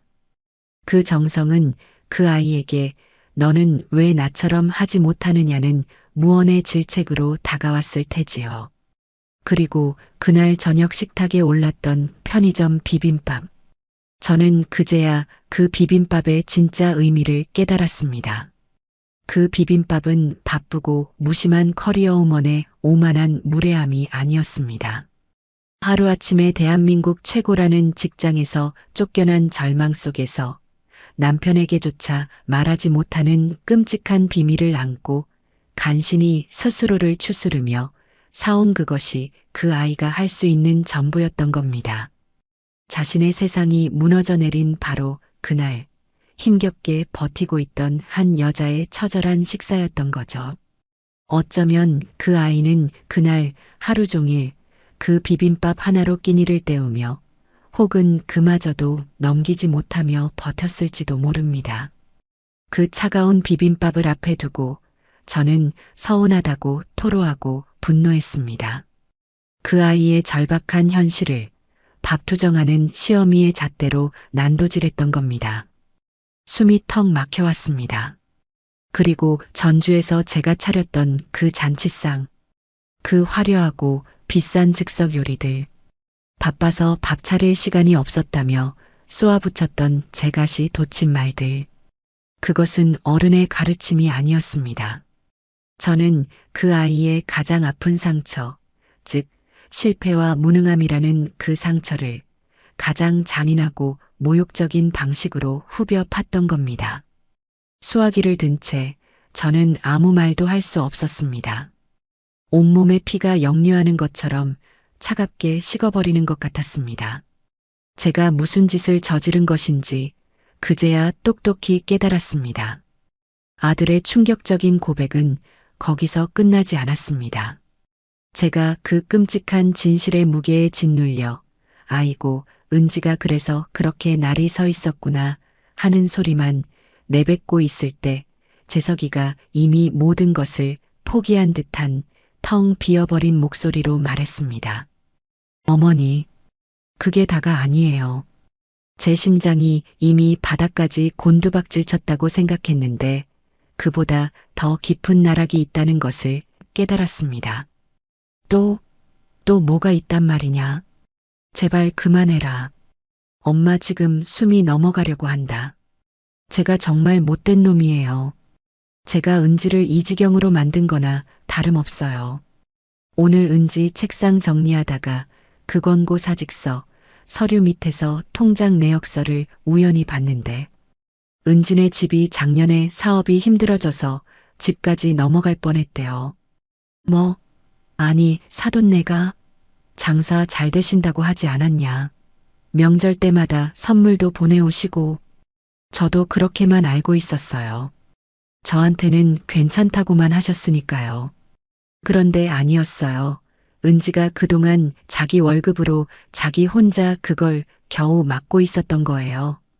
저한테는 말 한마디 안 하고 매달 그렇게 큰 돈이 월급의 절반이 넘는 돈이 처가로 빠져나가고 있었는데 저는 그것도 모르고 은지한테 생활비가 왜 이렇게 빠듯하냐고 당신 돈 다 어디다 쓰냐고 유나 학원 하나 더 보내야 하는데 왜 이렇게 비협조적이냐고 제가 매일 밤 그렇게 타박을 했어요.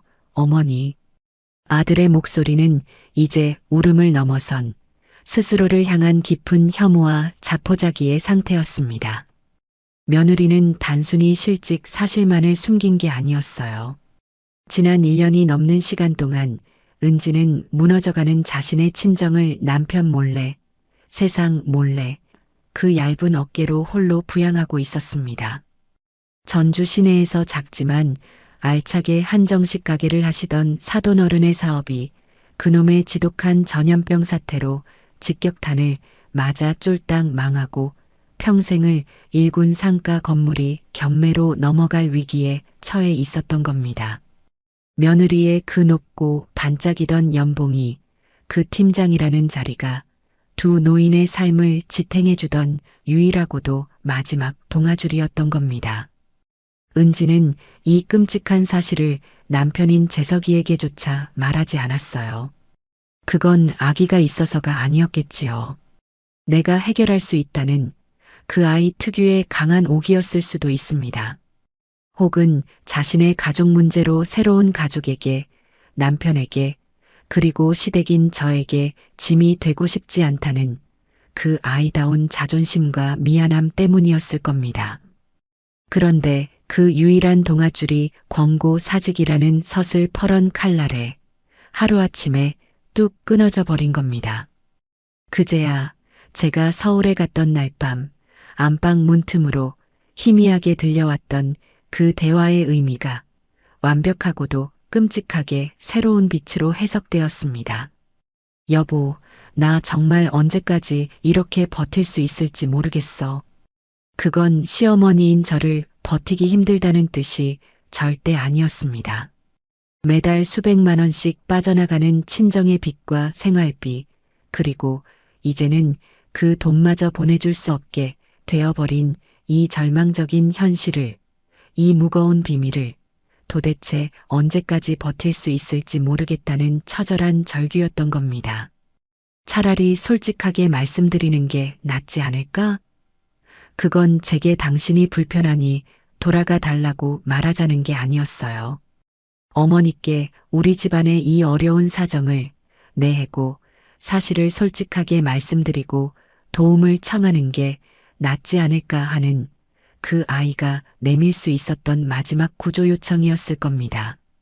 조금만 더 참아봐. 아직은 말할 때가 아니야. 어머니 계실 때 괜히 걱정 끼쳐드릴 수 없잖아. 아들 재석이의 이 말은 제 생각처럼 저를 골칫덩어리 취급하며 상황을 모면하려던 것이 아니었어요. 당시 재석이는 아내의 실직 사실은 꿈에도 모른 채 그저 처가되기 조금 어렵다는 정도만 알고 있었을 겁니다. 그래서 안 그래도 힘든데 오랜만에 시골에서 올라오신 우리 어머니까지 걱정시키지 말자는 그 나름의 철없는 배려로 아내를 다독였던 것이겠죠. 그리고 가장 결정적인 한마디. 그 대화의 핵심. 어머니가 저 반찬들 꺼내시는데 나 자신이 너무 비참해서 그냥 다 말해버리고 싶었어. 저는 그 비참함의 의미를 제멋대로 아주 이기적으로 오해했습니다. 제가 가져온 냄새나는 시골 반찬 때문에 자신의 세련된 삶이 침해당해 비참하다고 생각한 것이 아니었어요. 정확히 그 정반대였습니다. 나는 당장 내일 모레 내 부모님이 길거리에 나앉게 생겼는데 나는 이 사실을 남편에게도 시어머니에게도 말하지 못하고 끙끙 앓고 있는데 나는 오늘 당장 내 직장을 잃었는데 이 시어머니는 아무것도 모르는 이 시어머니는 자식 먹이겠다고 저렇게 지극정성으로 음식을 해오셨구나. 나는 저 정성을 받을 자격이 없다. 나는 실패한 딸이고 실패한 며느리고 실패한 아내다. 그런 끔찍한 자괴감과 자신의 무능력에 대한 비참함이었던 겁니다. 며느리가 보여준 차가움과 나의 성거리감은 사실 필사적인 방어기제였어요.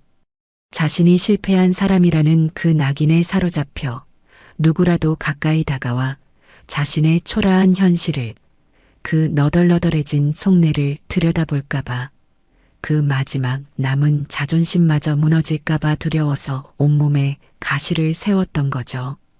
그제야 저는 제가 저지른 일의 잔인함을 뼈저리게 깨달았습니다.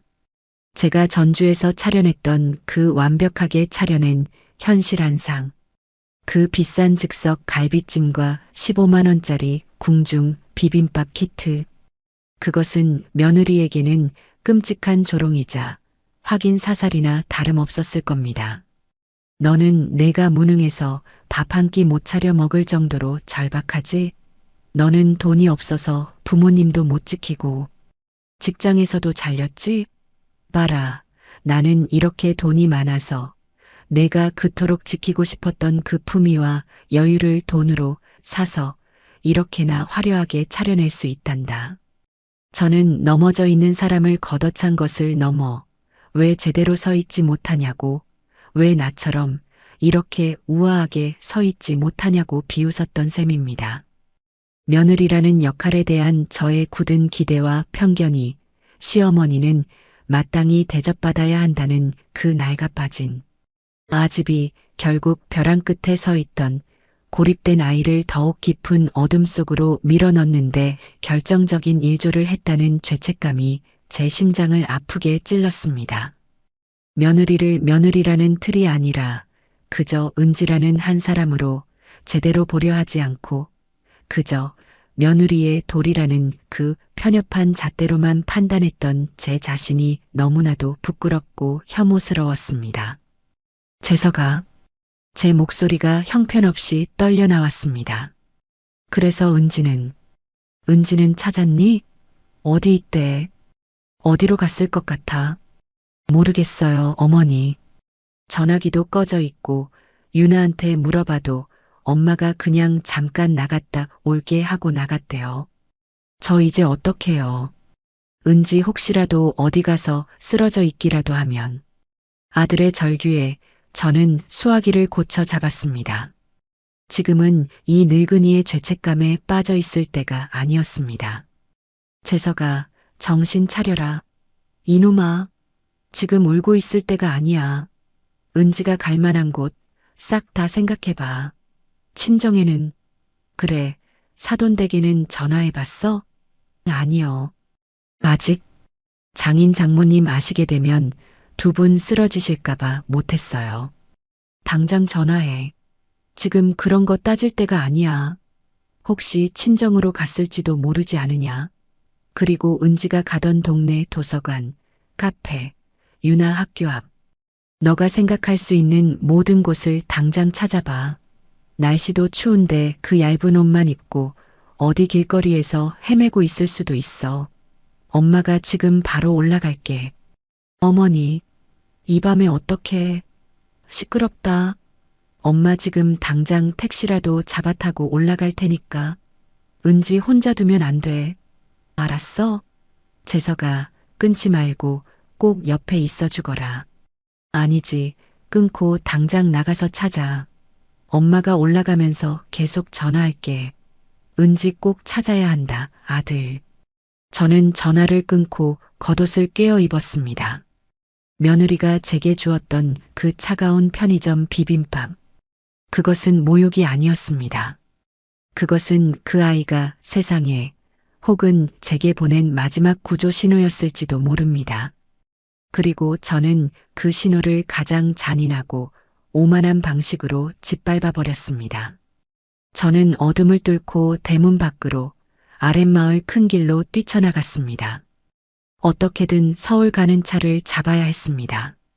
저는 겉옷을 깨어 입을 경황도 없이 방금 전 타작을 마치고 돌아와 입고 있던 작업복 조끼 바람으로 대문 밖으로 뛰쳐나갔어요. 흙먼지 날리는 시골길은 가로등 하나 없어 한 치 앞도 보이지 않았죠. 제 신발이 집신인지 고무신인지 분간도 되지 않더라고요. 발목이 꺾일 뻔한 것을 몇 번이나 용케 버텨내며 아랫마을 큰 길로 2차선 국도가 있는 곳으로 정신없이 달려갔습니다. 재석아, 은지야, 유나야. 이 한밤중에 전주 시골에서 서울 가는 택시를 잡는다는 것은 불가능에 가까운 일이었어요. 하지만 저는 멈출 수가 없었죠. 만약에라도 며느리가 제 모진 말과 그 잔인한 밥상에 마지막 남은 이성의 끈이라도 놓아버렸다면, 그래서 그 추운 밤거리를 헤매다 어디 구석에서 쓰러져 있기라도 한다면, 그렇다면 저는 그 아이를 그 지경으로 내몬 공범이나 다름없었으니까요. 내가 무슨 짓을 한 게냐. 서인숙, 이 멍청한 늙은이야. 하찮은 자존심 세우자고 서운함 풀자고 사람을 잡았구나. 사람을 잡았어. 얼마나 뛰었을까요? 폐가 터질 듯 아파오고 다리가 풀려 주저앉을 즈음 저 멀리서 트럭 한 대가 희미한 전조등을 밝히며 다가오는 것이 보였어요. 저는 염치도 체면도 없이 길 한가운데로 뛰어들어 두 팔을 휘저었습니다. 서시오. 제발 좀 서주시오. 기익 하는 날카로운 브레이크 소리와 함께 콩깻묵을 실어 나르는 낡은 트럭이 제 코앞에서 멈춰 섰어요. 창문이 열리고 욕지거리가 날아올 것이라 예상했죠. 아니, 이 할매가 지금 죽을라고 환장했소. 이 밤중에 서울 가야 합니다. 제발 전주역이든 고속버스 터미널이든 제발 좀 태워주시오. 돈은 달라는 대로 드리리다. 우리 며느리가 지금 제 몰골이 어땠는지는 모르겠어요. 아마도 귀신에 홀린 사람 같았겠죠. 땀과 눈물로 범벅이 된 제 얼굴과 다급함을 넘어선 절박함에 트럭 기사는 한숨을 푹 내쉬더니 조수석 문을 쾅 하고 열어주더군요. 에이, 똥 밟았네. 타쇼?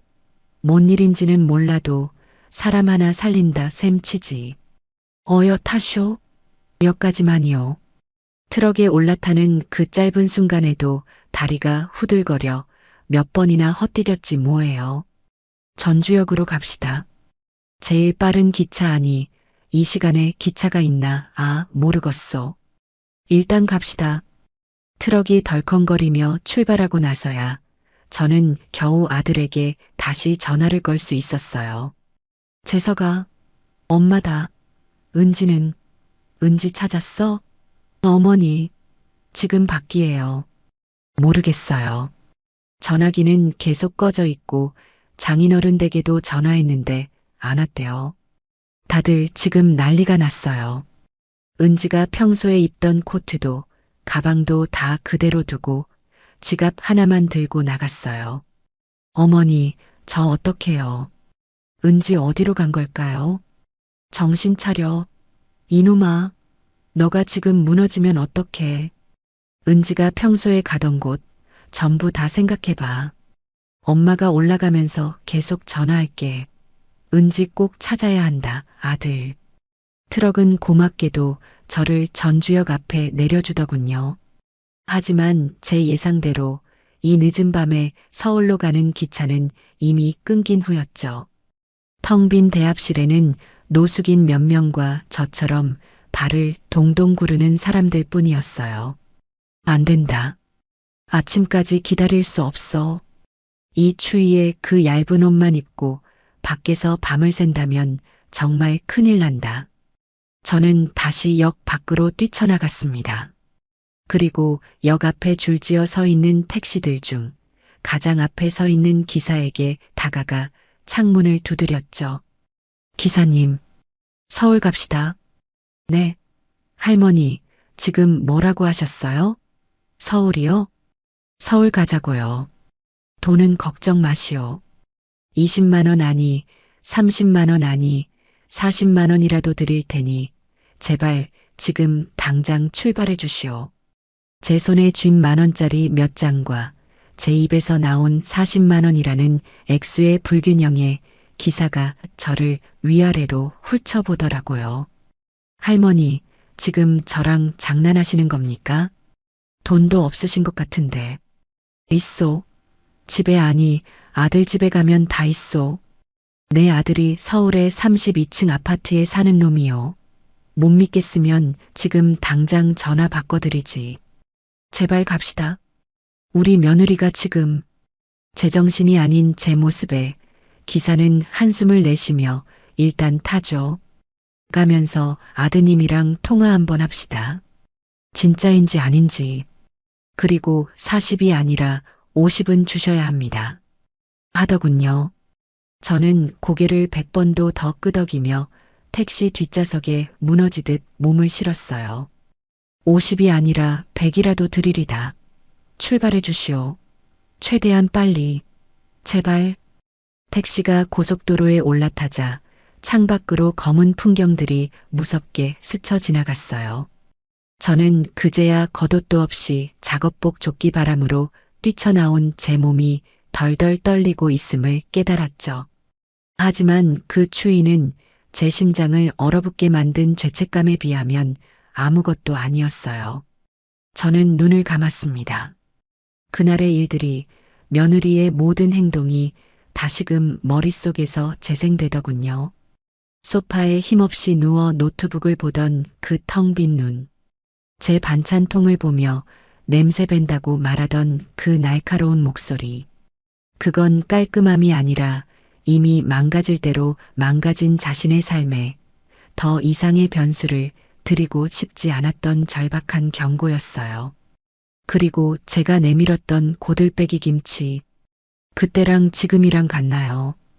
그 말 임신했을 때 새 생명에 대한 희망으로 가득 찼던 그때와 모든 것을 잃고 나락으로 떨어진 지금이 같을 리가 없었죠. 저는 그 아이의 상처를 가장 아픈 추억으로 후벼 팠던 겁니다.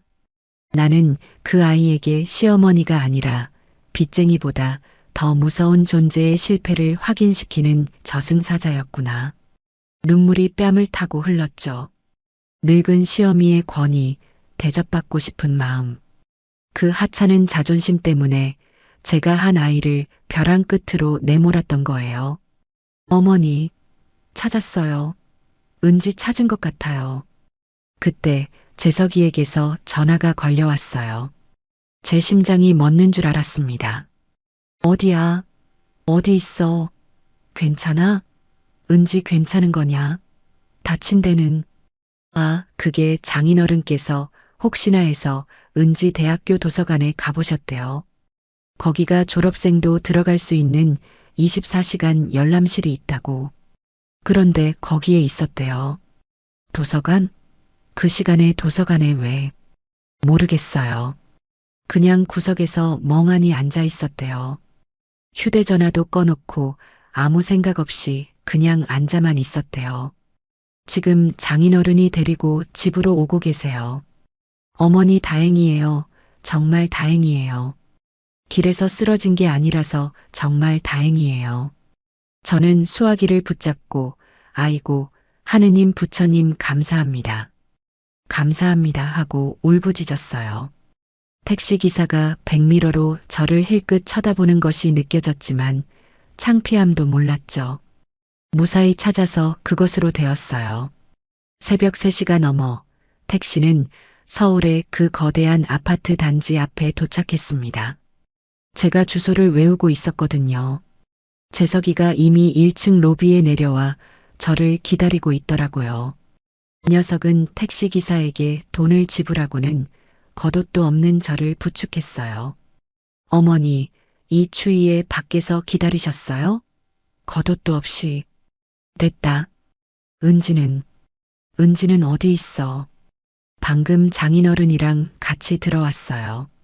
엘리베이터를 타고 32층으로 올라가는 그 짧은 시간이 꼭 1000년처럼 느껴졌습니다. 현관문을 열고 들어서니 집안은 싸늘하게 식어 있었어요. 거실에는 사돈어른이 딸 가진 죄인처럼 고개를 푹 숙인 채 멍하니 서 계셨고 안방문은 닫혀 있었죠. 사돈어른이 저를 보더니 왈칵 무너지셨어요. 사부인 죄송합니다. 제가 자식을 잘못 키웠습니다. 제 빚 때문에 은지가 이런 몹쓸 짓을. 아닙니다. 사돈어른, 지금 그런 말씀 마시고 은지 상태는 좀 어떻습니까? 저는 신발도 벗지 않은 채 안방 문을 열었어요. 방 안 침대 구석에 며느리 은지가 몸을 웅크리고 앉아 있었죠. 제가 서울에 왔던 그날 입었던 얇은 스웨터 차림 그대로였어요. 그 아이는 울고 있지도 화를 내고 있지도 않았어요. 그저 텅 비어버린 눈으로 초점 없이 벽지만을 바라보고 있더군요. 한 달 넘게 혼자서 그 모든 비밀을 감당해온 아이는 완전히 부서져 버린 인형처럼 보였습니다. 제 발소리에 녀석이 천천히 고개를 돌렸어요. 그리고 저를 발견했죠. 그 순간 며느리의 텅 빈 눈에 공포가 어렸어요. 저를, 이 시어머니를 마치 자신을 심판하러 온 사람처럼, 자신을 지옥으로 끌고 갈 사람처럼 바라보더라고요. 녀석은 침대 구석으로 더 파고들며 몸을 떨었어요. 어머님이 여긴 어쩐 일로. 그 목소리를 듣는 순간 제 심장이 갈기갈기 찢어지는 것 같았어요. 제가 그 아이에게 얼마나 무서운 존재였는지 그 눈빛 하나로 알 수 있었죠. 저는 그 어떤 말도 하지 않았어요. 미안하다 혹은 괜찮다 같은 말들은 이 끔찍한 상황에서 너무나 값싸고 무의미하게 느껴졌거든요. 대신 저는 말없이 녀석에게 다가갔어요. 그리고 밤새 시골의 찬바람을 맞으며 달려온 흙먼지가 묻은 제 작업복 조끼를 벗었죠. 그리고 그 얇은 스웨터 위에, 그 작고 떨리는 어깨 위에 제 조끼를 덮어주었습니다. 흙냄새와 땀냄새가 났을 거예요. 며느리가 그토록 싫어하던 그 시골 냄새였겠죠. 하지만 은지는 피하지 않았어요. 그저 제 행동을 이해할 수 없다는 듯이 저를 올려다볼 뿐이었죠. 저는 녀석의 곁에 주저앉아 얼음장처럼 차가운 그 손을 잡았어요. 그리고 제 평생 단 한 번도 며느리에게 해본 적 없는 그 말을 했습니다. 아가, 며느리의 눈이 커지더군요. 집에 잘 왔다. 춥다. 다 끝났다. 이제 괜찮아. 엄마가 왔다. 제 말에 며느리의 텅 비었던 눈에서 비로소 뜨거운 눈물이 방울져 떨어지기 시작했어요. 그것이 그 길고 끔찍했던 밤의 끝이었습니다. 그날 새벽 우리는 아무도 잠들지 못했어요. 칠흑 같은 어둠이 물러가고 창밖이 희미하게 밝아올 때까지 집안의 모든 것은 멈춰버린 듯했죠. 사돈 어른은 딸의 방문이 닫히는 것을 보시고는 거실 소파에 망연자실 주저앉아 계셨어요. 저 역시 그분께 차마 어떤 위로도 건넬 수가 없더군요. 그저 물 한 잔을 떠다 드리는 것이 제가 할 수 있는 전부였죠. 사돈 어른은 사부인 볼 낯이 없습니다. 하는 말만 되풀이하시다 동이 트기 무섭게 도망치듯 집을 나서셨어요. 그 굽은 등이 딸의 불행이 오롯이 자신의 탓이라 여기는 아버지의 무거운 어깨가 제 마음을 더욱 아프게 짓눌렀습니다. 아들 재석이는 거실 소파 구석에 몸을 만 채 밤새 단 한숨도 자지 못했어요. 녀석은 제게도 닫힌 방문에도 아무런 말을 걸지 않았죠. 그저 자신의 무능함과 어리석음에 대한 자책으로 스스로를 갉아먹고 있는 듯 보였어요. 저는 며느리의 방문 앞 차가운 대리석 복도에 수건 한 장을 깔고 웅크리고 앉아 밤을 지새웠습니다. 며느리는 제가 덮어준 흙냄새 묻은 조끼를 쥔 채 방 안에서 아주 오랫동안 소리 죽여 울었어요. 그 억눌린 흐느낌이 벽을 타고 제 등 뒤로 전해져 올 때마다 저는 심장이 도련해지는 것 같은 고통을 느꼈죠. 제가 던진 그 모진 말들, 제가 차려낸 그 잔인한 밥상을 떠올리며 저는 제 뺨을 수없이 내려치고 싶은 충동을 억눌러야 했어요. 아침이 밝았죠. 방문이 열리고 아무것도 모르는 손녀 유나가 할머니 하고 외치며 제게로 뛰쳐나왔어요. 아이는 밤새 어른들에게 어떤 폭풍이 휘몰아쳤는지 모르는 듯 해맑기만 하더군요. 할머니, 어제 언제 오셨어요? 왜 여기서 주무세요? 엄마 아빠는 또 늦잠 자요? 그 천진한 물음이 이 지옥 같은 현실을 더욱 비참하게 만들었어요. 오냐, 우리 강아지. 할미가 유나 보고 싶어서 일찍 왔다. 저는 애써 웃으며 아이를 안아 올렸습니다. 유나를 씻기고 아침밥을 챙겨 유치원 버스에 태워보냈어요. 노란 버스가 골목을 돌아 사라지는 것을 보고 나서야 저는 다시 그 숨막히는 집으로 돌아왔죠. 재석이는 여전히 넋이 나간 사람처럼 소파에 앉아 있었고 며느리는 방에서 나올 기미가 보이지 않았어요. 저는 며느리의 부엌으로 들어갔습니다. 그리고 망설임 없이 며느리가 사용하던 가장 깨끗한 앞치마를 찾아 제 허리에 둘렀죠. 그것이 저의 사과였어요. 내가 이 집의 밥을 책임지겠다. 내가 너희를 다시 일으켜 세우겠다. 는 무언의 약속이었죠. 한때 우리 사이에 냉전이 벌어졌던 그 차갑고 세련된 대리석 부엌. 그곳이 이제 상처를 보듬는 안전한 공간이 되어야만 했어요. 냉장고를 열었죠. 제가 전주에서 가져왔던 반찬 통들이 눈에 띄었지만 저는 애써 그것들을 외면했어요. 지금 그 아이에게 필요한 것은 과거의 잘못과 수치심을 떠올리게 하는 반찬이 아니었거든요. 저는 그저 쌀을 씻기 시작했습니다.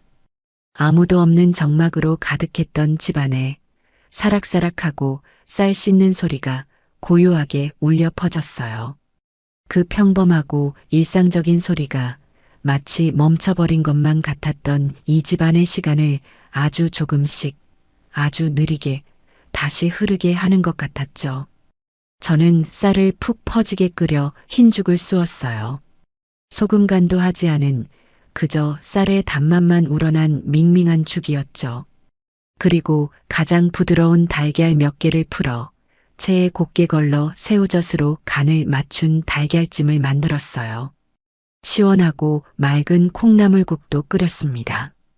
아무것도 묻지 않고 그저 따뜻하고 속을 달랠 수 있는 음식들을 만들어 식탁에 올렸어요. 재석아, 밥 먹어라.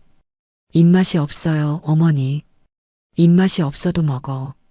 너까지 쓰러지면 이 집은 누가 일으키냐? 은지는, 유나는 누가 지켜? 어서 숟가락 들어. 저는 아들의 손에 숟가락을 쥐어주었죠. 아들은 마지못해 마치 모래알을 씹는 사람처럼 죽을 한술 떴어요. 그리고 저는 어제와 똑같이 작은 쟁반에 흰죽과 달걀찜을 담아 며느리의 방으로 향했습니다. 아가, 밥 먹자. 방문은 잠겨 있지 않았어요. 녀석은 침대에 걸터 앉아 밤새 입고 있던 그 옷 그대로 창밖만 멍하니 바라보고 있었죠. 퉁퉁 부은 눈, 핏기 하나 없는 입술, 마치 생명이 다 빠져나간 마른 나뭇가지 같았어요. 제가 쟁반을 내밀자 며느리는 고개를 저었어요. 생각 없어요, 어머니. 먹어야 한다. 먹기 싫어요. 제가 무슨 자격으로 어머님이 해주신 밥을 먹어요. 저는 그냥 이대로 죽었으면 좋겠어요. 그 말이 제 심장을 내리쳤습니다. 죽다니 정신 차려. 그따위 말을 어디서 함부로 입에 담아. 내가 죽으면 유나는, 재석이는, 그리고 너만 바라보고 사시는 내 부모님은 어찌하라고. 저도 모르게 소리가 높아졌어요. 며느리가 움찔하며 어깨를 떨더군요. 저는 깊은 숨을 내쉬고 목소리를 낮췄죠. 자격? 밥 먹는데 자격이 어디 있어. 숨 쉬는 사람은 다 먹어야 하는 게 밥이야. 어서. 저는 녀석의 침대맡에 쟁반을 내려놓고 어제처럼 그 옆에 주저앉았어요. 내가 안 먹으면 나도 안 먹는다. 너 먹을 때까지나 여기서 한 발짝도 안 움직일 게야. 이 밥이 식어서 굳어버릴 때까지 나도 여기서 굶을 것이다. 그것은 협박이 아니라 간청이었어요. 제발 사람한 다오하는 늙은 시어미의 절박한 애원이었죠. 며느리는 한참을 쟁반과 저를 번갈아 보더니 이내 떨리는 손으로 숟가락을 들었어요. 그리고 죽 한 숟갈을 겨우 입에 넣었죠. 따뜻한 음식이 목구멍을 넘어가는 순간 녀석의 눈에 다시 눈물이 고이기 시작하더군요. 그 눈물은 참을 새도 없이 죽그릇 위로 뚝뚝 떨어졌어요. 짜요, 어머니. 죽이 너무 짜요. 짜긴 뭐가 짜. 소금 한 톨 안 넣고 끓였는데 내 눈물이 짜겠지. 울지 말고 먹어. 먹고 울어. 울고 또 먹어. 그래야 살아. 사는 게 원래 그런 게다. 저는 녀석이 그 죽 한 그릇을 다 비울 때까지 묵묵히 그 곁을 지켰어요. 녀석은 죽반, 눈물 반으로 그릇을 겨우 비워냈습니다. 그 후 며칠 동안 저는 서울에 머물며 조용히 집안을 돌봤어요. 아들은 휴가를 냈고 며느리는 방 밖으로 나오지 않았죠. 저는 그저 삼시세끼 따뜻한 밥을 지어 각자의 방으로 날랐어요. 흰죽에서 콩나물 국밥으로 그리고 누룽지로 조금씩 간을 더하고 밥알을 더해갔죠. 아무것도 묻지 않았어요. 빚이 정확히 얼마냐, 앞으로 어쩔 거냐, 왜 남편한테 말하지 않았냐 같은 말은 단 한마디도 꺼내지 않았죠.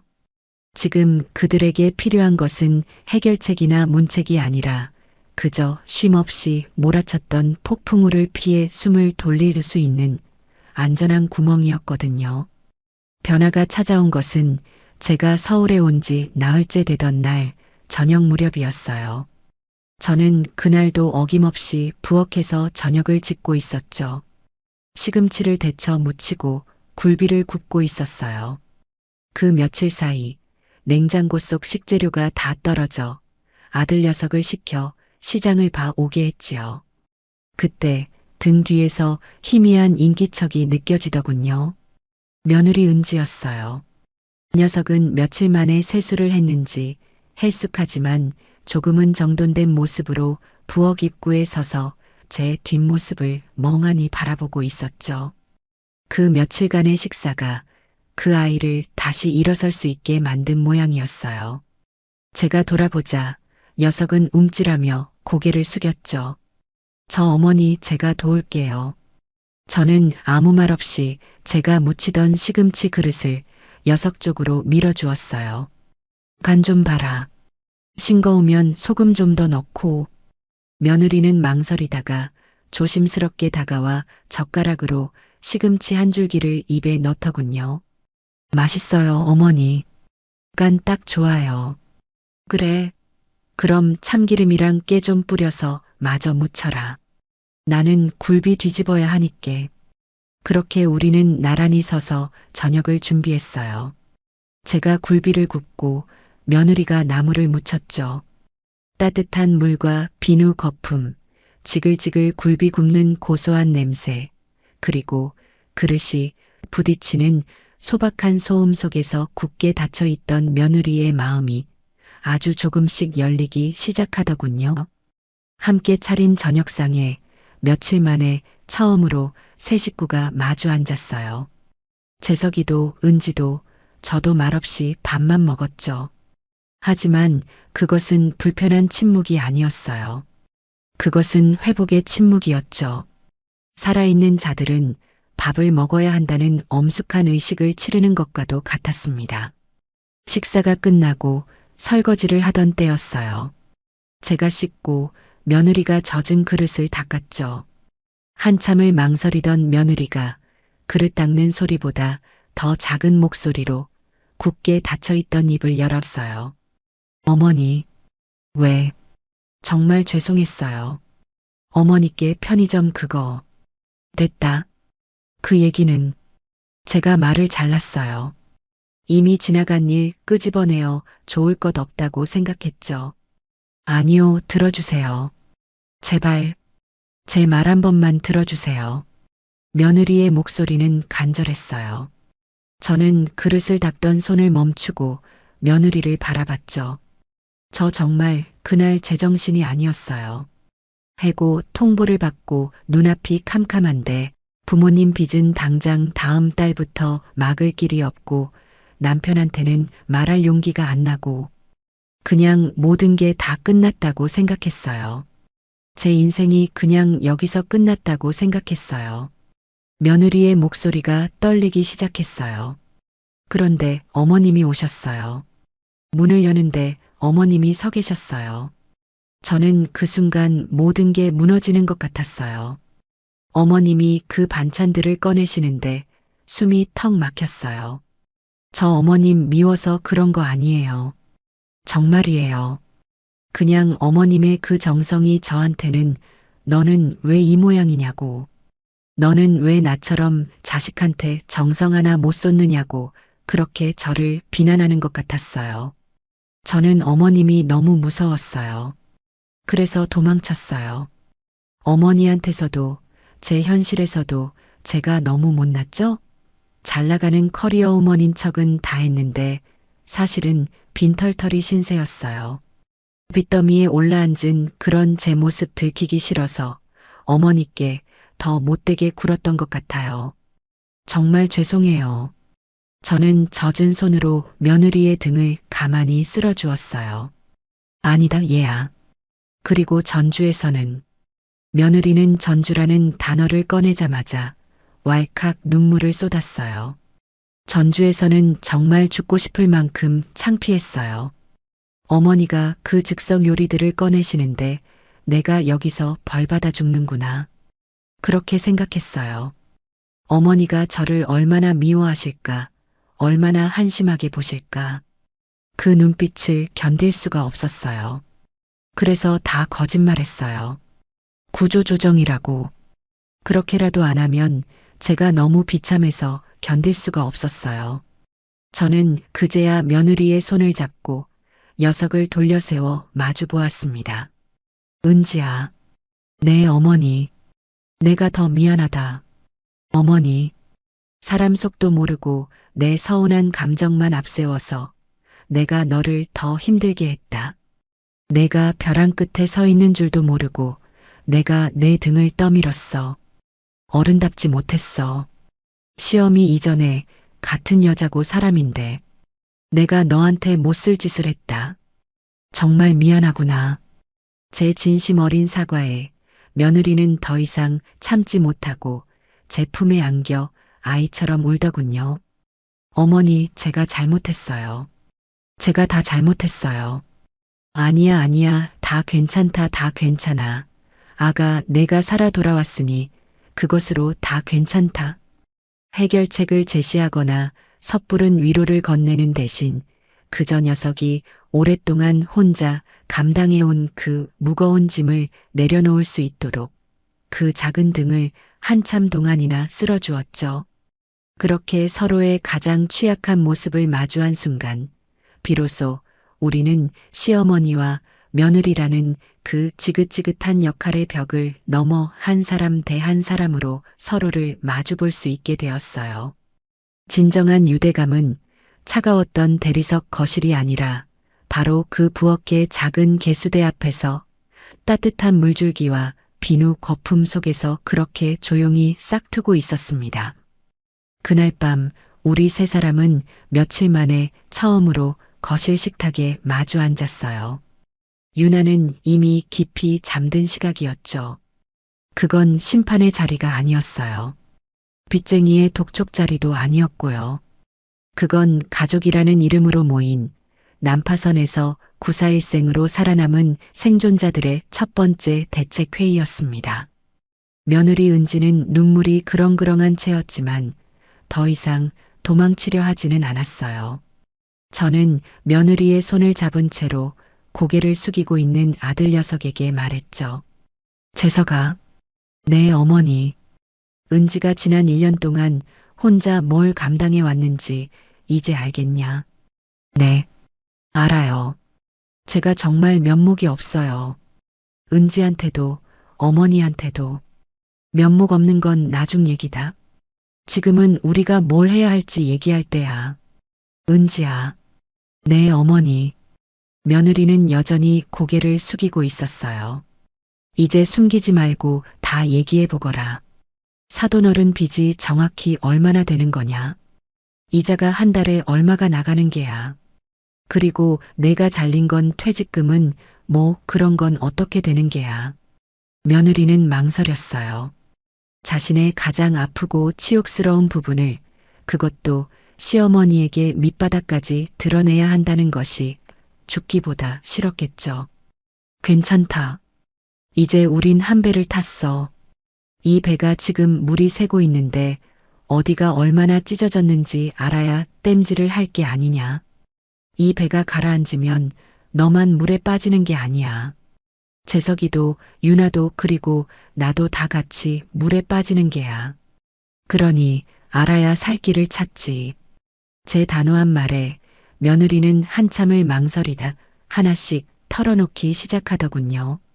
사돈어른의 가게가 망하면서 진 빚의 원금, 그 무섭게 불어난 이자, 그리고 자신이 해고당하면서 받은 퇴직금은 이미 그 이자를 막는데 다 들어가 버렸다는 사실까지. 남은 것은 이 아파트 대출 원리금과 당장의 생활비조차 막막한 현실뿐이었어요. 이야기를 듣는 내내 재석이는 고개를 들지 못했죠. 자신의 아내가 그런 지옥을 홀로 견디는 동안 자신은 팀장 아내를 둔 남편 행세를 하며 아내에게 생활비 타박이나 하고 당신 돈 다 어디다 쓰냐고 몰아세웠던 지난날들이 주마등처럼 스쳐 지나가는 듯했어요. 모든 이야기가 끝났을 때 무거운 침묵이 내려앉았죠. 재석이가 먼저 입을 열었어요. 내가 은행에 신용대출을 받을 수 있는 만큼 다 받아볼게요. 그리고 제 적금 안 된다. 제가 단칼에 잘랐어요. 빚을 빚으로 막는 건 아랫돌 빼서 윗돌 괴는 격이야. 그건 해결책이 아니야. 엄발에 오줌 누기지. 그럼 어떡해요, 어머니. 당장 다음 달 이자 막을 돈도 없는데. 저는 깊은 숨을 내쉬었어요. 그리고 전주를 떠나기 전부터, 아니, 어쩌면 그 서울 오는 택시 안에서부터 이미 마음먹었던 이야기를 꺼냈습니다. 이 집 팔자. 네. 어머니, 그게 무슨... 재석이와 은지가 동시에 경악하며 저를 쳐다보더군요. 이 집, 이 번쩍거리는 32층 아파트. 이거 팔자고 했다. 어머니, 안 돼요. 이 집 저희가 어떻게 장만한 건데 대출이 절반이 넘지만. 그래도 여길 팔면 저희 어디로 가요? 그래, 대출이 절반이지. 겉만 번지르르한 빚더미야. 재석아, 은지야. 너희는 이 집이 너희의 성공이라고 생각했겠지만 내가 보기엔 너희를 올가매는 감옥이었어. 너희 두 사람 이 집 대출금 갚느라 등골이 휘고 서로 얼굴 볼 시간도 없이 일만 했잖니. 이게 사는 게냐? 저는 단호하게 말했죠. 이 집 지금 당장 내놔. 다행히 그동안 집값이 올랐다니 팔면 대출금 갚고도 꽤 남을 게다. 그걸로 먼저 사돈어른 급한 불부터 끄자. 두 분 길거리에 나앉게 할 수는 없지 않으냐. 어머니, 며느리가 울음을 터뜨렸어요. 어머니, 안 돼요. 어떻게 저희 부모님 때문에 집을... 시끄럽다. 내 부모가 내 부모고 내 자식이 내 자식이지. 어디서 편을 갈라. 이미 한 가족이 됐는데. 그리고 남는 돈으로 우리는 형편에 맞는 작은 아파트로 가자. 전세로 아니면 아주 작은 빌라라도 뭐가 어떠냐.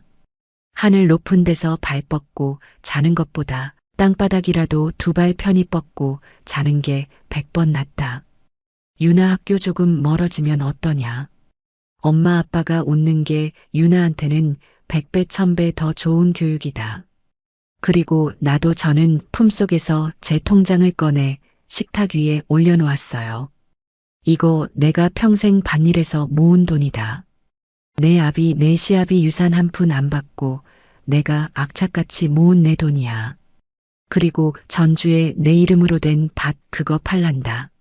어머니, 그건 절대 안 됩니다.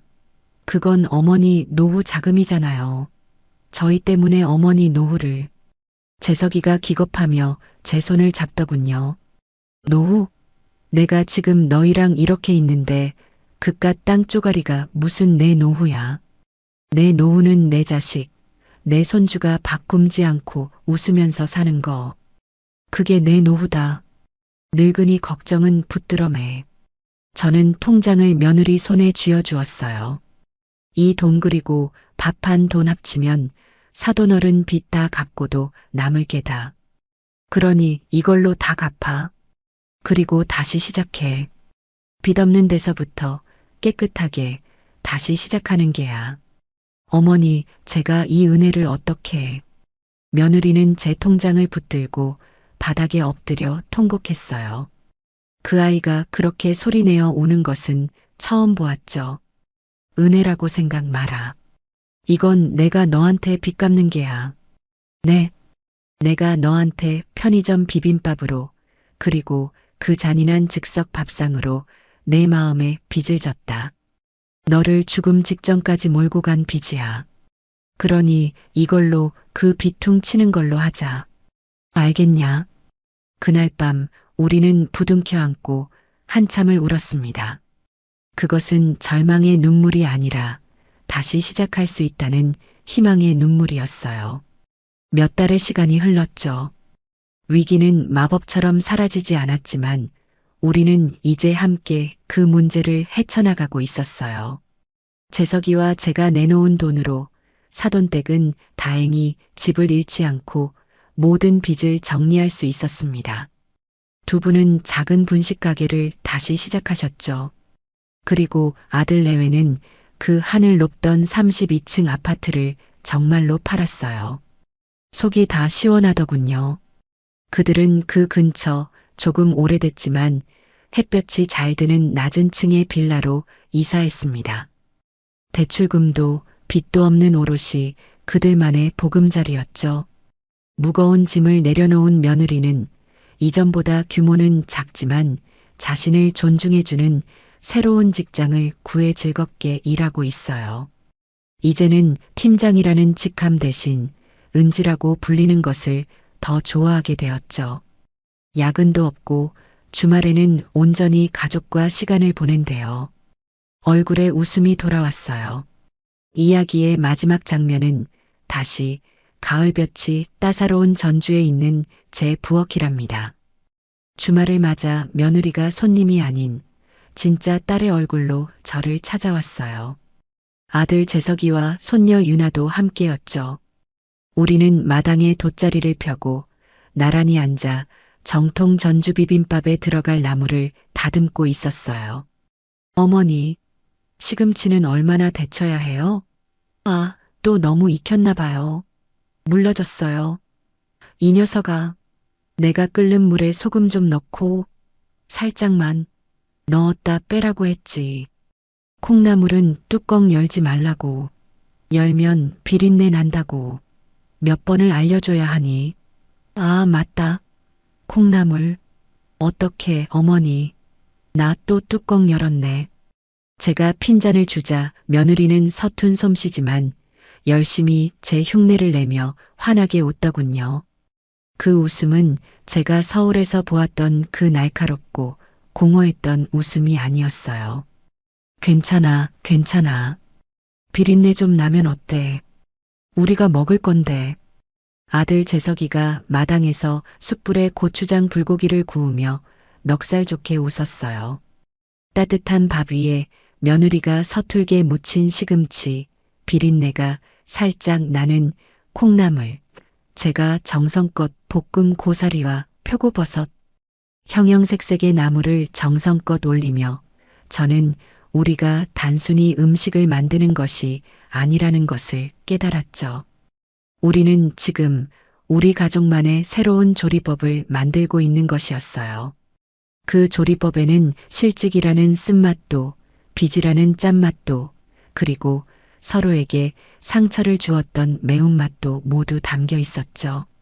하지만 그 모든 것을 감싸 안는 솔직함과 용서, 그리고 가장 중요한 재료인 서로의 곁을 지켜주는 든든한 마음이 듬뿍 담겨 있었습니다. 마침내 완성된 비빔밥을 앞에 두고 저와 며느리, 아들 재석이와 손녀 유나가 마루에 둘러앉았어요. 차가웠던 편의점 비빔밥도 모욕감을 주었던 즉석 비빔밥도 아니었죠. 각자의 그릇에 담긴 밥과 나물을 맛있게 비비며 웃는 우리의 모습 위로 따스한 가을 햇살이 쏟아져 내렸습니다. 자, 어서 먹어보자. 은지야, 내가 무친 콩나물 맛이 어떠냐? 며느리가 크게 한 숟갈 떠입에 넣고는 얼굴을 찡그렸어요. 아우, 진짜 비려요, 어머니. 이거 못 먹겠네. 푸아, 거봐. 내가 뚜껑 열지 말랬지. 우리는 비린내 나는 콩나물 비빔밥을 먹으며 그 어느 때보다도 크게 웃었습니다. 마침내 우리는 진정한 한솥밥을 먹는 가족이 되었습니다.